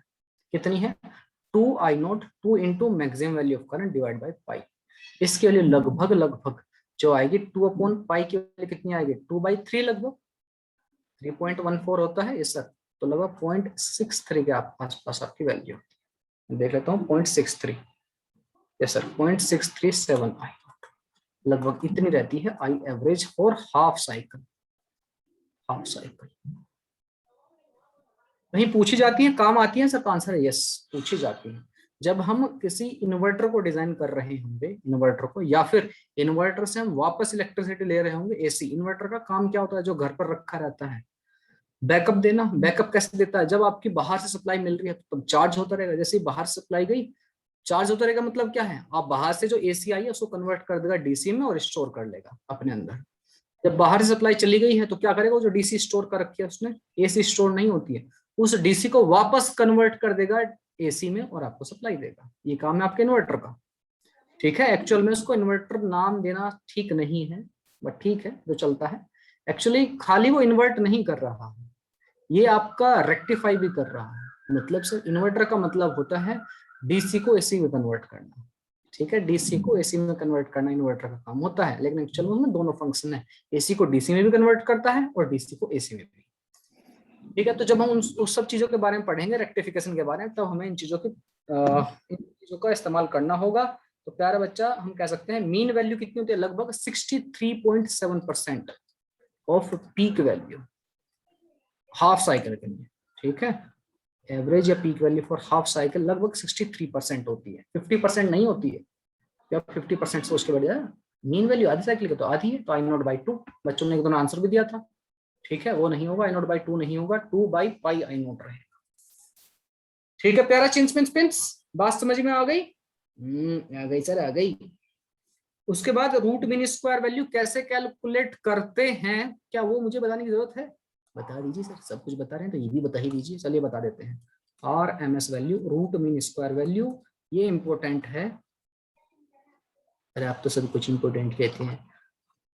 ठीक है, रूट मीन स्क्वायर वैल्यू, प्यारा बच्चा इसको उल्टा पढ़िए, स्क्वायर कीजिए, मीन कीजिए, रूट कीजिए। इसका फिजिकल सिग्निफिकेंस है वो मैंने आपको बता दिया है। एक्चुअल में इस टर्म क्यों लिया गया, इसका टर्म का क्या मतलब है वो आपको समझ में आ ही गया होगा। इसका आपको स्क्रीनशॉट ले सकते हो। 1 2 3 पुचुक, 1 2 3 पुचुक, 1 2 3 पुचुक। ओके, किसी का माइक अनम्यूट है प्यारा बच्चा। Okay, root mean square value की बात करते हैं। रूट मीन स्क्वायर वैल्यू क्या होती है प्यारे बच्चे? Sir root mean square value होती है आपकी, कैसे कैलकुलेट करते हैं, पहले स्क्वायर कीजिए, फिर रूट मीन लीजिए और फिर रूट ले लीजिए। ठीक है, तो मतलब कुल मिला के मुझे स्क्वायर, मेरा फंक्शन क्या है? फंक्शन है सर मेरा आई नोट साइन ओमेगा टी, ऐसा फंक्शन है सपोज कर, इसका स्क्वायर कर लो, कर लिया। चलो आई नोट का square sine square omega T, इसका मीन ले लो, इधर से इधर की तरफ देखो, इधर से इधर की तरफ। ठीक है सर, ऐसे पहले स्क्वायर कर लिया, फिर मीन कीजिए और फिर उसका रूट लीजिए। स्क्वायर कर लिया, इसका मीन लीजिए, इस फंक्शन का मीन कैसे लेंगे? सपोज करो टाइम इंटरवल के लिए लेना तो 0 to 2 0 to t dt divide by total time, हो गया मीन। यस सर, अब इसका रूट ले लीजिए। यही है आपकी IRMS, यही आपकी रूट मीन स्क्वायर वेलोसिटी है, रूट मीन स्क्वायर आपकी वैल्यू है, रूट मीन स्क्वायर वैल्यू। ठीक है, यस सर, यहाँ से आई नोट का स्क्वायर, आई नोट आप इंटीग्रेट कर सकते हैं इसको आप लोग बड़े आसानी से, फिर भी मैं कर देता हूँ। देखिए आपका जो आई नोट है वो रूट से बाहर आ जाएगा बिना शरमाए, बिना हिचकिचाए। यस सर, बचेगा क्या रूट के अंदर? बचेगा सर 1/t बच जाएगा, और integration of sine square omega T बचेगा, dt बचेगा, 0 से लेकर t तक बचेगा। बरोबर है? बरोबर है। देखिए साइन स्क्वायर ओमेगा टी का सीधा इंटीग्रेशन आप लोग नहीं करते हो, इसको लिख लेते हो आप क्या? आप लिख लेते हैं सर, हम इसको लिख लेते हैं कोस के टर्म्स में। कैसे लिखते हैं? कोस 2 थीटा का फॉर्मूला इस्तेमाल करके। कैसे लिख सकते हैं? आप लिखते हो 1 माइनस कोस 2 थीटा। यार ये कोस 2 थीटा का फॉर्मूला होता है ना sir 1 minus 2 sine square theta. Sir हमको ये सब रटे पड़े हैं सर, आप हमें मत बताइए। तो साइन स्क्वायर थीटा कितना हो जाएगा? 1 माइनस कोस 2 थीटा अपॉन 2, बस वही लिख लिया मैंने। ओके सर, तो यहाँ पर रूट के अंदर 1 अपॉन उस 2 को ही बाहर पटक दिया, 2t बाहर आ गया है, बचेगा 1 माइनस कोस 2 थीटा यानी कोस 2 ओमेगा टी। इसको जरा इंटीग्रेट कीजिए तो कितना जाएगा? t minus sine 2 omega T upon 2 omega. ठीक है, यस सर। कहाँ से कहाँ तक लिमिट? सर 0 से लेकर t तक। आपको पता है टाइम इंटरवल, तो ये वाला टर्म तो हो जाएगा 0, सेकंड वाला टर्म हो जाएगा 0। ये बात मैंने पहले भी डिस्कस की है किसी न किसी क्लास में। आपका टाइम बचेगा यहाँ पर कैपिटल T। कितना बचेगा? Capital T sir, capital T बचेगा। अपर लिमिट लोअर लिमिट रखने के बाद will be capital T, तो I naught will be equal to root over 1/2t into t। t से t गया हमारा, कितना आ गया? I naught upon root 2। This is RMS value. रट लो इसको, माथे पर टैटू करा लो इसका। IRMS equal to I naught by root 2 होता है। क्या हर बार ऐसा ही रहेगा? क्या सभी सदा ही ऐसा रहेगा? आंसर ना, सदा ऐसा नहीं रहने वाला। ये कब की केस है? जब मैं मान के चल रहा हूं कि हमारा जो AC है इट इज प्योर साइनोसॉइडल, तभी तो इस फंक्शन को हमने इस तरह से इंटीग्रेट किया है। कभी कभी प्यारा बच्चा आपसे एग्जाम में साइनोसॉइडल वेव फॉर्म ना देकर के दूसरी वेव फॉर्म देकर पूछ सकता है, पूछेगा क्या होगा IRMS। सदा ये नहीं होगा। एग्जाम्पल के तौर पर सपोज करो मैं आपसे बोल दूं, हाँ बोल दीजिए सर, बोल दीजिए, घबराइए मत सर। अगर मेरी AC अल्टरनेटिंग करंट साइनोसॉइडल ना होकर के फंक्शन ऐसा है मेरा,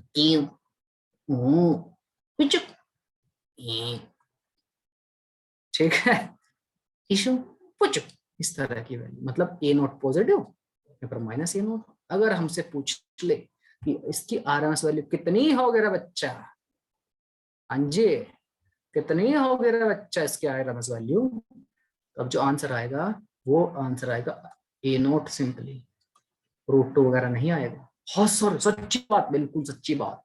करना चाहो तो करके देख सकते हो। तो आपको पता होना चाहिए कि RMS वैल्यू कैलकुलेट करते हैं तो कैसे करते हैं। सीधा रटने में भलाई नहीं है कि RMS हो तो I नॉट बाई रूट 2 होता है, ऐसा ना रटे।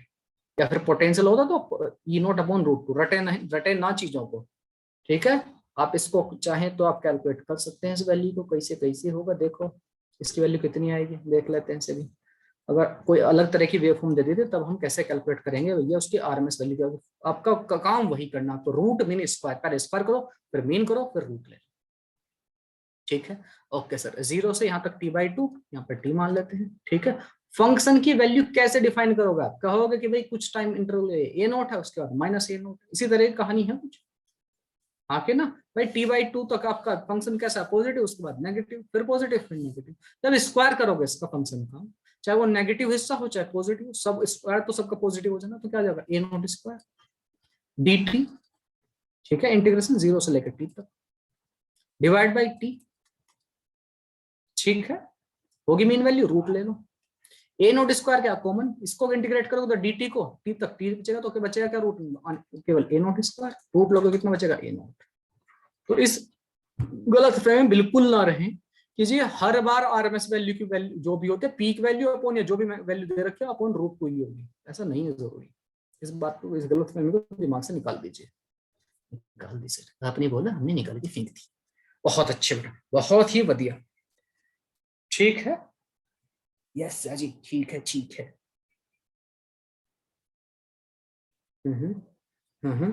ये हो गया हमारी आरएमएस वैल्यू।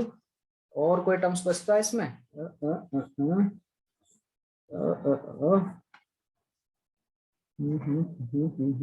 हाँ, एक टर्म और होता है करंट। ठीक, हाँ एक टर्म वो इस्तेमाल होता है बालक जो आपको पता होना चाहिए, फॉर्म फैक्टर। फॉर्म फैक्टर क्या होता है सर?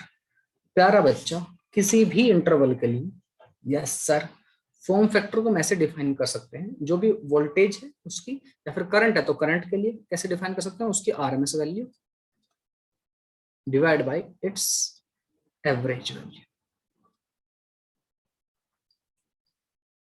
एग्जाम्पल के तौर पर अगर मैं कहूं किसी भी एसी का जो हम सिंपली इस्तेमाल करते हैं, उसकी हाफ साइकिल के लिए, हाफ साइकिल के लिए आरएमएस वैल्यू सेम रहेगी सर, फुल साइकिल के लिए आर के आरएमएस वैल्यू सेम रहेगी। For half cycle RMS value कितनी होती है? I naught by root 2 master ji. Average value कितनी होती है sir? I naught by pi, यही आई थी। यस सर, आई नोट से आई नोट गया मर, पाई अपॉन 2 रूट 2। ठीक है, लगभग 1.11। ठीक है, इन चीजों को थोड़ा ध्यान में रखें तो कुछ बुराई नहीं है इसमें। अगर एक दो चीजें याद रह भी जाती है तो कुछ घिस नहीं जाएगा। ठीक है, ओके सर। और एक और टर्म होता है इस्तेमाल, पीक फैक्टर। आपको अभी तो कैसा लग रहा है यार, रटनी सी पड़ रही है चीजें, उतना मजा नहीं आ रहा जितना मजा होना चाहिए था, है? हाँ सर, क्वेश्चन वगैरह कराया उसे तब आएगा मुझे तो। हाँ बेटा, आएंगे आएंगे क्वेश्चन। एक टर्म होता है पीक फैक्टर। ये क्या चीज है आपका? ये रेशियो है। पीक फैक्टर जो होता है, it is a ratio of RMS value to the, sorry, peak value to the RMS value. जो उसकी पीक वैल्यू है to the RMS value. Simply AC जो हमने साइंस मॉडल अगर ली है वैल्यू, तो उसमें क्या जाएगा? Peak value I naught sir, RMS value I naught by root 2। इसके लिए कितनी आ जाएगी? रूट 2 आ जाएगी, यानी 1.414। ठीक है, ठीक है सर, समझ में आ गई बात? यस सर जी। चलिए, मेरे ख्याल से बातें समझ में आ गई। तो 2 4 5 अब आप क्वेश्चन करेंगे। आपको RMS, peak value, peak factor, form factor, ये सब चीजें आसान आसान से कैलकुलेट करें। लेट्स चेक इट आउट, कितनी समझ में आ गई ये बातें। अरे सर, अब तो सब आपने तो कराई थी सर, अब करने की क्या जरूरत है? क्वेश्चन करो चुप है एकदम से। ओके सर, डांटना नहीं कर रहे हैं सर, धीरे धीरे करेंगे। सपोज करो मेरे पास एक स्क्वायर रेक्टेंगुलर वेवफॉर्म है। ठीक है, वह स्क्वायर, या फिर इसको रेक्टेंगुलर वेवफॉर्म भी बोल सकते हैं आप, रेक्टेंगुलर वेवफॉर्म। ओके सर, कैसी होगी सर? कैसी होगी बेटा? कैसी होगी? कुछ नहीं, ये नहीं चलेगा, अत्याचार नहीं चलेगा सर आपको। हो गया है शायद, हैंग हो गए भाई सब, नहीं हो गया। हो जाओ, अब आ जाओ।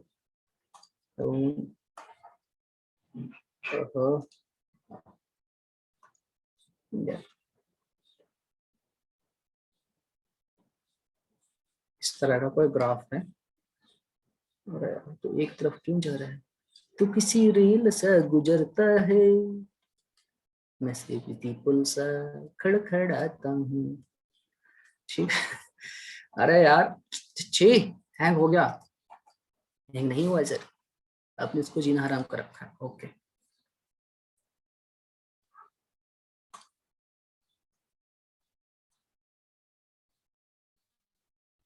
ऐसे कोई वेव फॉर्म है, इससे अच्छे नहीं बन पा रहा है। ओके, वेव फॉर्म कुछ इस तरह की है। ची चुप चुप, ठीक है, तो चुप, तो चुप। ठीक है, आप सबको रिप्लाई करना है प्लीज। ये आपका करंट या वोल्टेज कुछ भी हो सकता है। ठीक है, ओके सर जी। तो इसमें आपको डिफरेंट डिफरेंट चीजें कैलकुलेट करनी है। कैलकुलेट करना है आपको, कैलकुलेट। यहाँ पर आप इसको मैक्सिमम वैल्यू जो भी है इसको आई नोट, यहाँ पर माइनस आई नोट मान सकते हैं, करंट ही मान लेते हैं। चलिए कैलकुलेट करना है। फर्स्ट पार्ट आपका आरएमएस वैल्यू, सेकंड पार्ट आपका average for complete cycle, complete one cycle. फटाफट से विद इन सेकंड, 1 मिनट में तीनों क्वेश्चन हो जाने चाहिए। तीसरा है एवरेज फॉर हाफ साइकिल, ठीक है। चौथा आपका form factor, form factor R F से नोट कर लेते हैं इसको। और आपका पांचवा है बेटा आपका पीक फैक्टर। बताइए पांचों चीज बताइए क्या, 1 2 3 4, क्विक जल्दी रिप्लाई करो।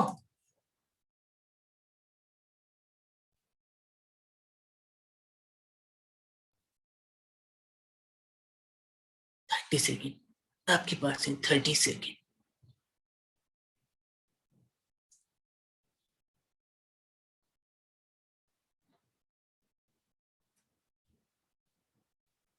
है कोई?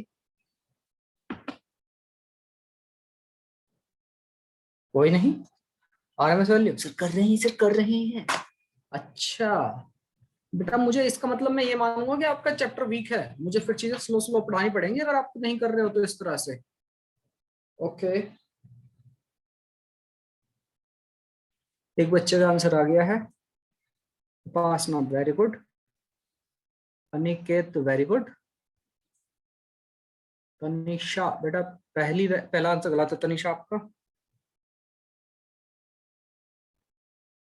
अगर आप इतने स्लो स्लो अपने रिप्लाई दोगे प्यारा बच्चा, तो मैं मान के चलूंगा ये चैप्टर वीक है आपका। ना है to teach you little bit slowly, और स्लोली स्लोली करना पड़ेगा, फिर मुझे पढ़ाना पड़ेगा। हाँ जी, हेलो अनिकेत, करिश्मा, पहला आंसर ठीक है। हेलो प्यारा चिंटू मिंटू, फटाफट से बताइए बालक। मैंने इन चीजों के ऊपर बहुत ज्यादा टाइम नहीं दिया आपको कि आई थॉट वेरी गुड। शौर्य, शौर्य बहुत अच्छे बेटा, बिल्कुल सही है, बिल्कुल सही है।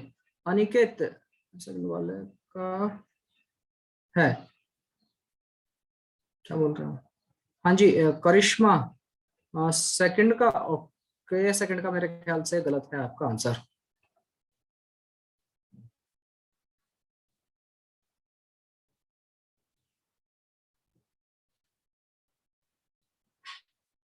पंकज बेटा, मैंने आपको बताया था अभी, मैंने इस बात को बताया कि प्यारा बच्चा हर जगह पर I naught by root two नहीं कर देना, पहले वेव फॉर्म देखनी है आपको।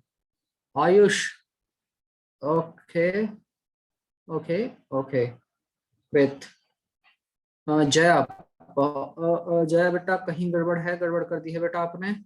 देखिए एक बात समझिए, form factor infinite is not defined. पहले तो फॉर्म फैक्टर या पीक फैक्टर अगर आपके इस तरह की वैल्यू आ रही है कि भैया जीरो इनफाइनाइट टाइप बन रहा है, तो समझ जाइए कि फिर आपको by default he half cycle दिखा बता देना है, फुल साइकिल के लिए फिर नहीं बतानी है वैल्यूज। साक्षी, अंकुश ओके, करिश्मा ग्रेट, बहुत अच्छे बेटा। चलिए जो लोग रिप्लाई कर रहे हैं बहुत अच्छा, जो अभी भी चुपचाप बैठे हुए हैं, हाँ सर उनका नाम ले लूं मैं। Yes sir. करण बेटा किधर है तुम्हारा आंसर, सर कर रहे हूँ। संदीप राणा वड़प्पन बालक, बच्चा कोशिश तो कीजिए, गलत आएगा कोई प्रॉब्लम नहीं है। प्रियंका बेटा no answer from your side. Naveen, Kalavati बालक आप भी कोशिश करो। दीपक, दीपक का शायद आंसर था, आयुष का भी था आंसर। अंकुश, अनिकेत, अभिराम, तुमचा आंसर कुठे आहे? कर रहा हूं सर। पबजी खेलते खेलते सब निकल गया क्या बेटा? कौन सी दुनिया में चलेगा, वापस आओ। नहीं सर, ऐसा नहीं है सर। ओके अनिकेत ओके, साक्षी ओके, देखे ठीक है, देख लेते हैं आंसर। आरएमएस वैल्यू बालक मैंने आपको बताया था रूट मीन स्क्वायर वैल्यू। जब आप इसका स्क्वायर कर दोगे तो नेगेटिव वैल्यू ये पॉजिटिव इधर हो जाएगी स्क्वायर होते। तो अब आप ऐसे सोचिए, ऐसी ऐसी कोई वैल्यू है ऐसी which is not changing with time, तो इसकी RMS value is not going to change with the time as well।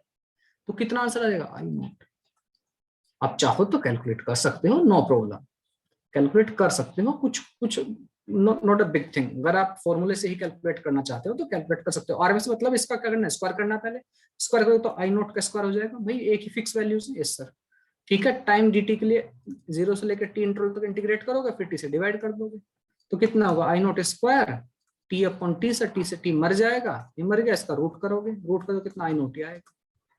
पहला एवरेज पूछा है फॉर द कंप्लीट साइकिल, जितना इसके ऊपर एक्स एक्सिस के ऊपर उतना ही वाई एक्सिस के ऊपर, इसमें इस और उतना ही नीचे, मतलब इतना पॉजिटिव उतना नेगेटिव, वैल्यू कितनी आएगी sir, 0। Average for the half cycle, मतलब जब वैल्यू कांस्टेंट है इसमें क्या ही एवरेज। अब आप बिल्कुल ऐसा समझिए, यहां से यहां तक हाफ साइकिल है, here is the half cycle. Suppose करो आपकी क्लास से मैंने 20 बच्चे ले लिए, ठीक है, 20 के 20 का वेट एग्जैक्टली सेम है, तो एवरेज वैल्यू भी वही होगी, किसी भी एक बच्चे का उठा लीजिए। Yes sir, no, yes sir. तो बालक सबका वैल्यू कितनी है, आई नोट, तो आपकी एवरेज वैल्यू कितनी हो जाएगी, आई नोट सर। समझ में आ गई बात। फॉर्म फैक्टर क्या होता है sir, RMS value to the आपकी एवरेज वैल्यू, और RMS value upon average value. बालक एवरेज वैल्यू अगर आप फुल साइकिल के लिए लेते हो तो आपकी कितनी हो जाती है सर, 0। तो form factor infinite which is not defined, ये होगा नहीं, कोई मतलब ही नहीं इसके बारे में बात करने। तो ऑब्वियसली पक्की बात है सर, जहां भी आपके अल्टरनेटिंग करंट वगैरह आए तो आप समझ जाना सर, ये जो हमारी एवरेज वैल्यू की बात कर रहा है वो हाफ साइकिल की ही बात कर रहा है, ठीक है। आरएमएस कितनी है सर, आई नोट। एवरेज कितनी है आप आधे साइकिल का sir, I note. Form factor कितना आ गया हुआ, पीक फैक्टर। पीक फैक्टर को मैंने डिफाइन किया था sir, peak value upon RMS value. Peak value कितनी है सर इसकी, आई नोट। आरएमएस वैल्यू कितनी है सर, आई नोट। ये भी आपका one. Is this clear, clear है बालक, मेरे ख्याल से क्लियर है सर। ओके चलिए, पूरी साइकिल कैसे पता चलेगी वो बता दो। क्या बेटा, मतलब मैंने वहां तक साइकिल ले ली थी ना, एंड तक। साइकिल बेटा यहां तक है, दिस इज द साइकिल, यही तो हिस्सा रिपीट हो रहा है इसका, ये फिर से आगे रिपीट होने लगा ऐसे। क्लियर है भाई, ये दो हिस्से होने के हाँ बाद फिर से। समझ गया। हाँ ठीक है, चलिए एक क्वेश्चन और कीजिए सर। ये चिंटू मिंटू क्वेश्चन अगर आई सर आपको, हमने डिफिकल्ट कराई, इसमें इसका किसी को स्क्रीनशॉट लेना हो, 1 2 3 पुचुक, 1 2 3 पुचुक, हो गया पुचुक। ये कौन सी आवाज है सर, एक क्वेश्चन और कीजिए इसी टाइप का। ये लो बेटा, कहाँ है सर क्वेश्चन, क्वेश्चन से डरते नहीं है सर, हमने वो जो है, हाँ वो जो है छोड़ा है, हम वो बोलिया सर, हमने डरना वरना छोड़ दिया है सर, सच्ची बिल्कुल भी नहीं डरते, नो सर, बिल्कुल भी नहीं डरते, बहादुर हो मतलब, यस सर। भाई डर लगता है थोड़ा वैसे, पर फिर भी बहादुर कहते हैं सर लोग मुझे प्यार से। ओके सुनिए, आपके जो वेव फॉर्म है कुछ इस तरह की है। अरे सर साइन का आपने अभी तो बताया, पहले ग्राफ देख ले पापी इंसान, उसके बाद बात करना, sorry sir. Champion Puchuk, yellow colour दिख भी रहा आपको कि नहीं, नहीं दिखता सर, आंखों में तेरी अजब सी याद आई हो। सुनिए, ग्राफ जो आपका ऐसा है, लाइन सीधी आप ड्रॉ करना, साइनसोइडल है लेकिन आधा, ओके। फिर सर आधा पार्ट खाली, फिर से ऐसा, वाह क्या कर्व है सर, है ना। जिंदगी में दुख कम थे क्या सर, आप इस तरह कर्व ले आए, फिर से आधा पार्ट खाली, फिर से इसी तरह चलता जा रहा है आगे की तरफ, ठीक है। चिंस पिंस पिंस, ओके सर जी। तो आप लोग कैलकुलेट करें, करें सर, कैलकुलेट करें सारी चीजें वही जो हमने पहले कैलकुलेट कर दी। ये आपकी वेव फॉर्म है, इसको आप करंट मान सकते हैं, इसको आप टाइम मान सकते हैं, क्या मान सकते हैं, टाइम। ओके मास्टर जी, तो आपको कैलकुलेट करना है फर्स्ट आरएमएस वैल्यू, क्या करनी है, आरएमएस वैल्यू फुल साइकिल के लिए ऑब्वियसली, ठीक है। फॉर फुल साइकिल में लिख देता है फुल साइकिल के लिए। दूसरा सर, दूसरा क्या करना है सर, दूसरा पाप बताइए क्या करना है। दूसरा पाप आपको एवरेज वैल्यू कैलकुलेट करना है, average value for full cycle, okay sir. तीसरा एवरेज वैल्यू कैलकुलेट करनी है हाफ साइकिल के लिए, किसके लिए, हाफ साइकिल, वाह सर क्या बात है। और उसके बाद सर, उसके बाद आपका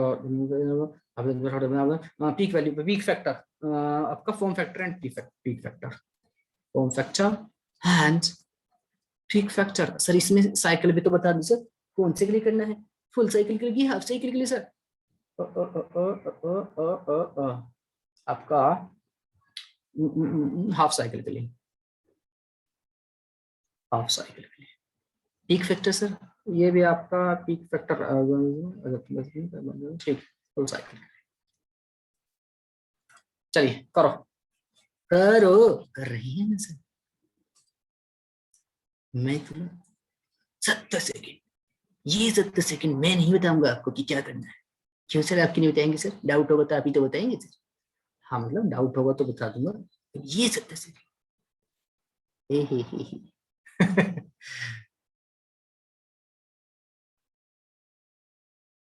बस हाँ सर, आपको शायद ही ऐसा कोई टीचर मिलेगा। वाह सर वाह, क्या तारीफ है। क्यों, आप कुछ खास है सर? नहीं मतलब ऐसा, मतलब जो ऐसा जो मतलब थोड़ा नहीं बताइए सर, तारीफ कीजिए अपनी, मौका मिला है आज आपको, कीजिए कीजिए। सपना पूरा हो रहा है बेटा मेरा। हाँ सर, सपने पूरा हो रहा है, बचपन का सपना था, बहुत खुशी हो। पढ़ो फटाफट से, आंसर आया किसी का? एनीबॉडी? बचपन से हमें पढ़ाने का सपना था ना सर। हाँ बस वही सपना था।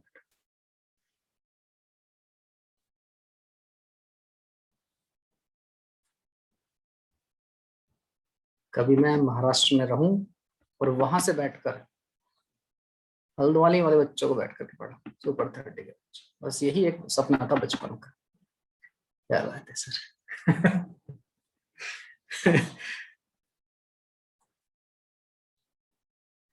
एक बगल में चांद होगा, एक बगल में रोटियां, है ना?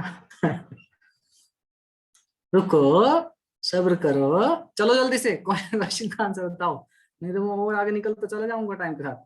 हाँ जी बताइए बालक। सर कर रही है ना सर। बेटा आयुष, क्या रहा चिंचू मिंचू, ये टाइम पीरियड जो है, यहाँ आप टाइम पीरियड खुद से भी एज्यूम कर सकते हैं कि सर टाइम पीरियड क्या होगा इसका। You have to assume the time period by yourself. Time period क्या होगा, यहाँ पर t/2 होगा, यहाँ पर t होगा। यस और नो, इसका कंप्लीट साइकिल कहाँ पर होगा, यहाँ होगा। कुछ बच्चे तो t/2 पर सोचे बैठे हैं, यहाँ पर नहीं होगा, पॉइंट ए पर नहीं होगा आपका टाइम पीरियड, पॉइंट बी पर होगा। ठीक है सर, ओमेगा टी वगैरह की जो भी वैल्यूज है प्लेस कीजिए। कर रहे हैं सर, कर रहे हैं। अच्छा एक पार्ट और भी इसमें ऐड कर देता हूँ। हाँ सर, जिंदगी में वैसे ही कम दुख है क्या? आरएमएस वैल्यू बतानी है आपको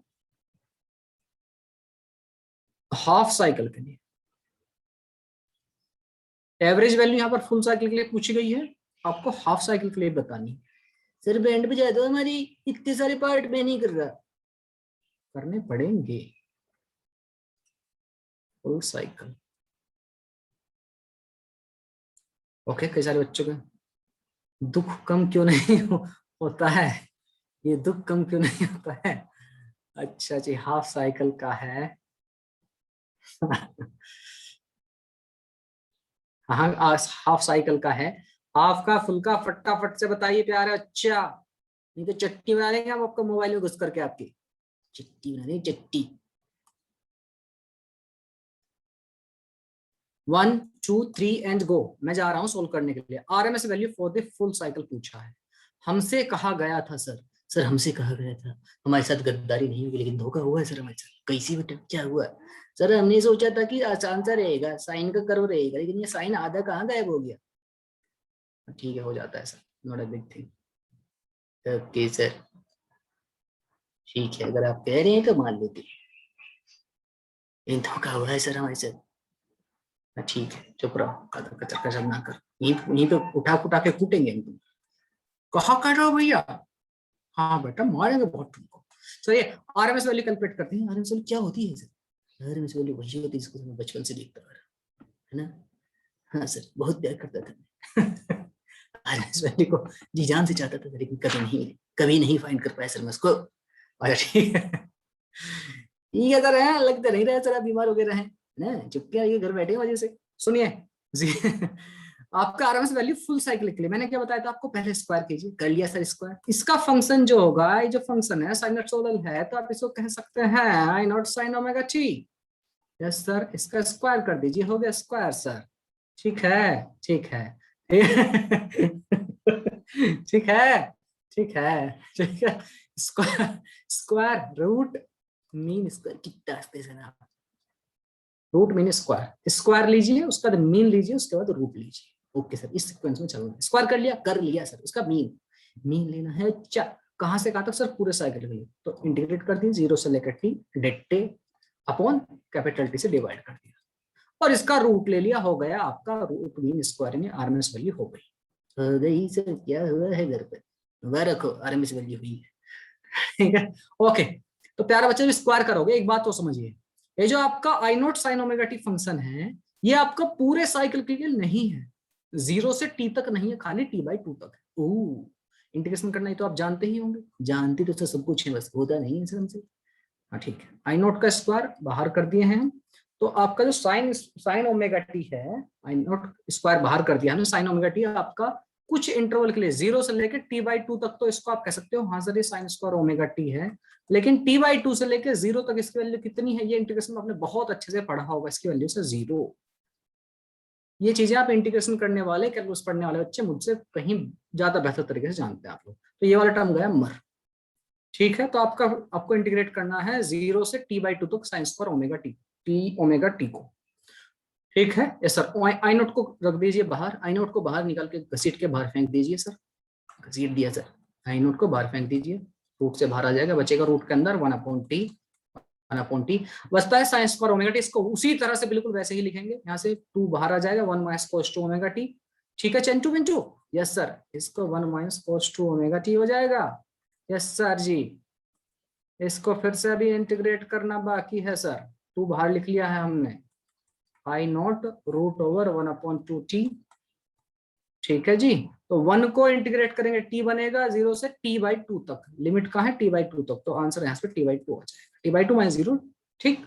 okay sir, minus cos 2 omega T का इंटीग्रेशन होता है sir sin 2 omega T upon 2, ठीक है। यस सर, इसकी वैल्यू 0 से t/2 पर भी 0 ही आएगी।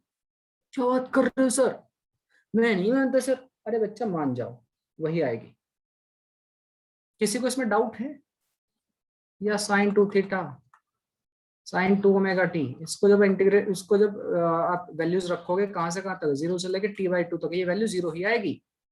अरे हाँ सर पता है ना, यहाँ से t से t कट्टा पुट्टा कर दोगे, ये बचेगा कितना, 2 पाई बचेगा यहाँ पर, 2 पाई, ठीक है। तो 2 पाई की वैल्यू 0 होती है, 0 की वैल्यू 0 होती है, t/2 बचेगा, ठीक है सर। t से t मर गया, 1/4 बचा रूट के अंदर, 1/4 का रूट बाहर करोगे तो 1/2 बचेगा, मतलब i0/2। पहले वाले पार्ट का आंसर है i0/2। कई सारे बच्चों का आंसर सही भी आया है, बहुत अच्छा बेटा। आरएमएस वैल्यू आपकी i0/2 will be the RMS value, ठीक है। तो फर्स्ट वाले पार्ट का आंसर आ गया हमारा सर i0/2, ठीक है। ओके मास्टर जी, प्रैक्टिस करोगे तो और चीजें जल्दी हो जाएंगी। दूसरे क्वेश्चन पर चलते हैं, average value for the full cycle. Question ये है कि पहले कुछ बच्चों 0 उठा करके पटक देते हैं वैल्यू को, सर 0 एवरेज वैल्यू सुनते 0 सर, 0 नहीं होने वाला है यहाँ पर। कितनी होगी? हमें पता है एवरेज वैल्यू क्या होती है फुल साइकिल के लिए सर, एवरेज या मीन वैल्यू कैसे कैलकुलेट कर सकते हैं? 0 से लेकर t तक आपका जो फंक्शन है, फंक्शन क्या? i0 sin omega T. लेकिन हमें पता है 0 से t तक तो सर जिंदा है नहीं, t/2 तक है, बच्चा कुछ ऐसा 0 है, यही आपकी एवरेज वैल्यू या आरएमएस वैल्यू है, ठीक है। तो i0 ये रहा। साइन ओमेगा टी को इंटीग्रेट करते हैं हम, तो सर हमको मिलता है cos ओमेगा टी, और इस वैल्यू से हमको कोई फर्क नहीं पड़ता, t/2 मतलब, हाँ ठीक है, minus i0 cos omega T आपका हो गया है t/2, वैल्यू पटके यहाँ पर जरा, cos ओमेगा की वैल्यू होती है 2π/t इंटू t/2। तो यहाँ से 2 से 2 को कट्टम पुट्टा कर दिया, t से t को कट्टम पुट्टा कर दिया, cos पाई की वैल्यू होती है -1 इंटू i0। कुछ गड़बड़ कर दी क्या? अच्छा सुनिए, cos omega T upon omega भी तो रहेगा, yes sir, yes sir no, और यहाँ पर रहेगा 1/t। एवरेज वैल्यू पूरे साइकिल के लिए पूछी है, तो आपकी वैल्यू आ गई i0/t ओमेगा, मतलब, और माइनस माइनस ये हो गया, माइनस मर गया, तो 2i0/t ओमेगा, ठीक है। t ओमेगा का मतलब, t ओमेगा मतलब क्या है? 2 पाई, 2 से 2 मर गया, आपकी एवरेज वैल्यू कितनी आ गई? समझ में आ गई बात? i0/पाई। अरे हाँ कि ना, इसे समझ में आ गई है, समझ में आ गई बात? किसी को डाउट तो नहीं है? एवरेज वैल्यू जो है i0/पाई कैसे आई, समझ में आ गई ये कहानी, ये सब कुचड़ पिचड़ कितना जो क्या है, cos ओमेगा टी का integration, differentiation, sorry sin omega T का इंटीग्रेशन हो गया cos omega T divide by omega, उसको कोफिशिएंट से डिवाइड भी करते हैं, ओके सर, और जब आप इसको वैल्यू एवरेज कैलकुलेट कर रहे हो 1/t से भी डिवाइड होगा। यहाँ पर एक कुट्टम पुट्टा की आपका आ गया I0 बाई पाई। हमसे पूछता है हाफ साइकिल के लिए कितनी होगी, तो प्यारा बच्चा यहाँ पर देख रहे हो आधा साइकिल बिल्कुल एम्प्टी है, आधे साइकिल की ही वैल्यू, ये जो वैल्यू है एक्चुअल में आधे साइकिल की है। आपके जो इंटीग्रेट करके वैल्यू निकाली है ये इस वाले हिस्से की डिवाइड बाई ये वाला हिस्सा, अगले वाला एग्जिस्ट भी नहीं करता, आपने डिवाइड किया है 2 से इसको, तो हाफ साइकिल के लिए कितनी हो जाएगी, average value for the half cycle कितनी हो जाएगी, इसका डबल 2I0 बाई पाई। समझ में आ गई बात? अरे समझला कि नहीं समझला? सर समझला डांटो मत हमको। ठीक है, मेरे ख्याल से बात समझ में आ गई है। एक और बात, अगर मुझसे पूछा जाए RMS value for the half cycle, बिल्कुल साइन का फंक्शन है, इसमें कहीं कुछ मिसिंग नहीं है हाफ साइकिल में, फर्स्ट हाफ साइकिल में नथिंग इज मिसिंग, तो कितनी आ जाएगी वैल्यू I0/√2। वाह सर वाह, सबकी वैल्यू आती आ रहे हैं। एवरेज वैल्यू हाफ साइकिल, अच्छा यहाँ पे लिख दिया था मैंने I0 बाई पाई। ठीक है, फॉर्म फैक्टर क्या आएगी वैल्यू, यहाँ पर हाफ साइकिल फुल साइकिल दोनों के लिए आप बता सकते हैं, मैंने आपको बताया था फॉर्म फैक्टर क्या होता है, आरएमएस वैल्यू अपॉन एवरेज। ठीक है, हाफ साइकिल के लिए पूछा है आरएमएस वैल्यू कितनी हाफ साइकिल के लिए, तो ये रही sir RMS value I0/2 divide by its RMS value to the average value. Average value कितनी है हाफ साइकिल के लिए सर, ये रही 2I0 बाई पाई। I0 से I0 को मार दो तो π/4 करेक्ट। यस सर, जो भी वैल्यू आएगी। और आपकी पीक वैल्यू पूछी है, पीक वैल्यू क्या होता है sir, RMS value, peak value होता है sir peak value upon RMS value. Peak value कितनी है सर I0, और क्या आरएमएस वैल्यू कितनी है, फुल साइकिल के लिए कहा है, तो फुल साइकिल कितनी आई आंसर सर I0/2, आंसर आ जाएगा 2। ठीक है बालक, मेरे ख्याल से सारी चीजें आपको समझ में आ गई हैं अच्छे तरीके से, क्लियर है ना? किसी को कोई डाउट हो तो फील फ्री टू आस्क, और जो भी आपके असाइनमेंट्स हैं उसमें अगर किसी को डाउट डिफिकल्टी हो तो feel free to call me after 8। ठीक है, तो आज के लिए क्लास करेंगे हम यहीं पर एंड। आज के लिए टाटा बाय बाय, मिलते हैं नेक्स्ट क्लास में, तब तक के लिए अपना ख्याल रखिए, खुश रहिए।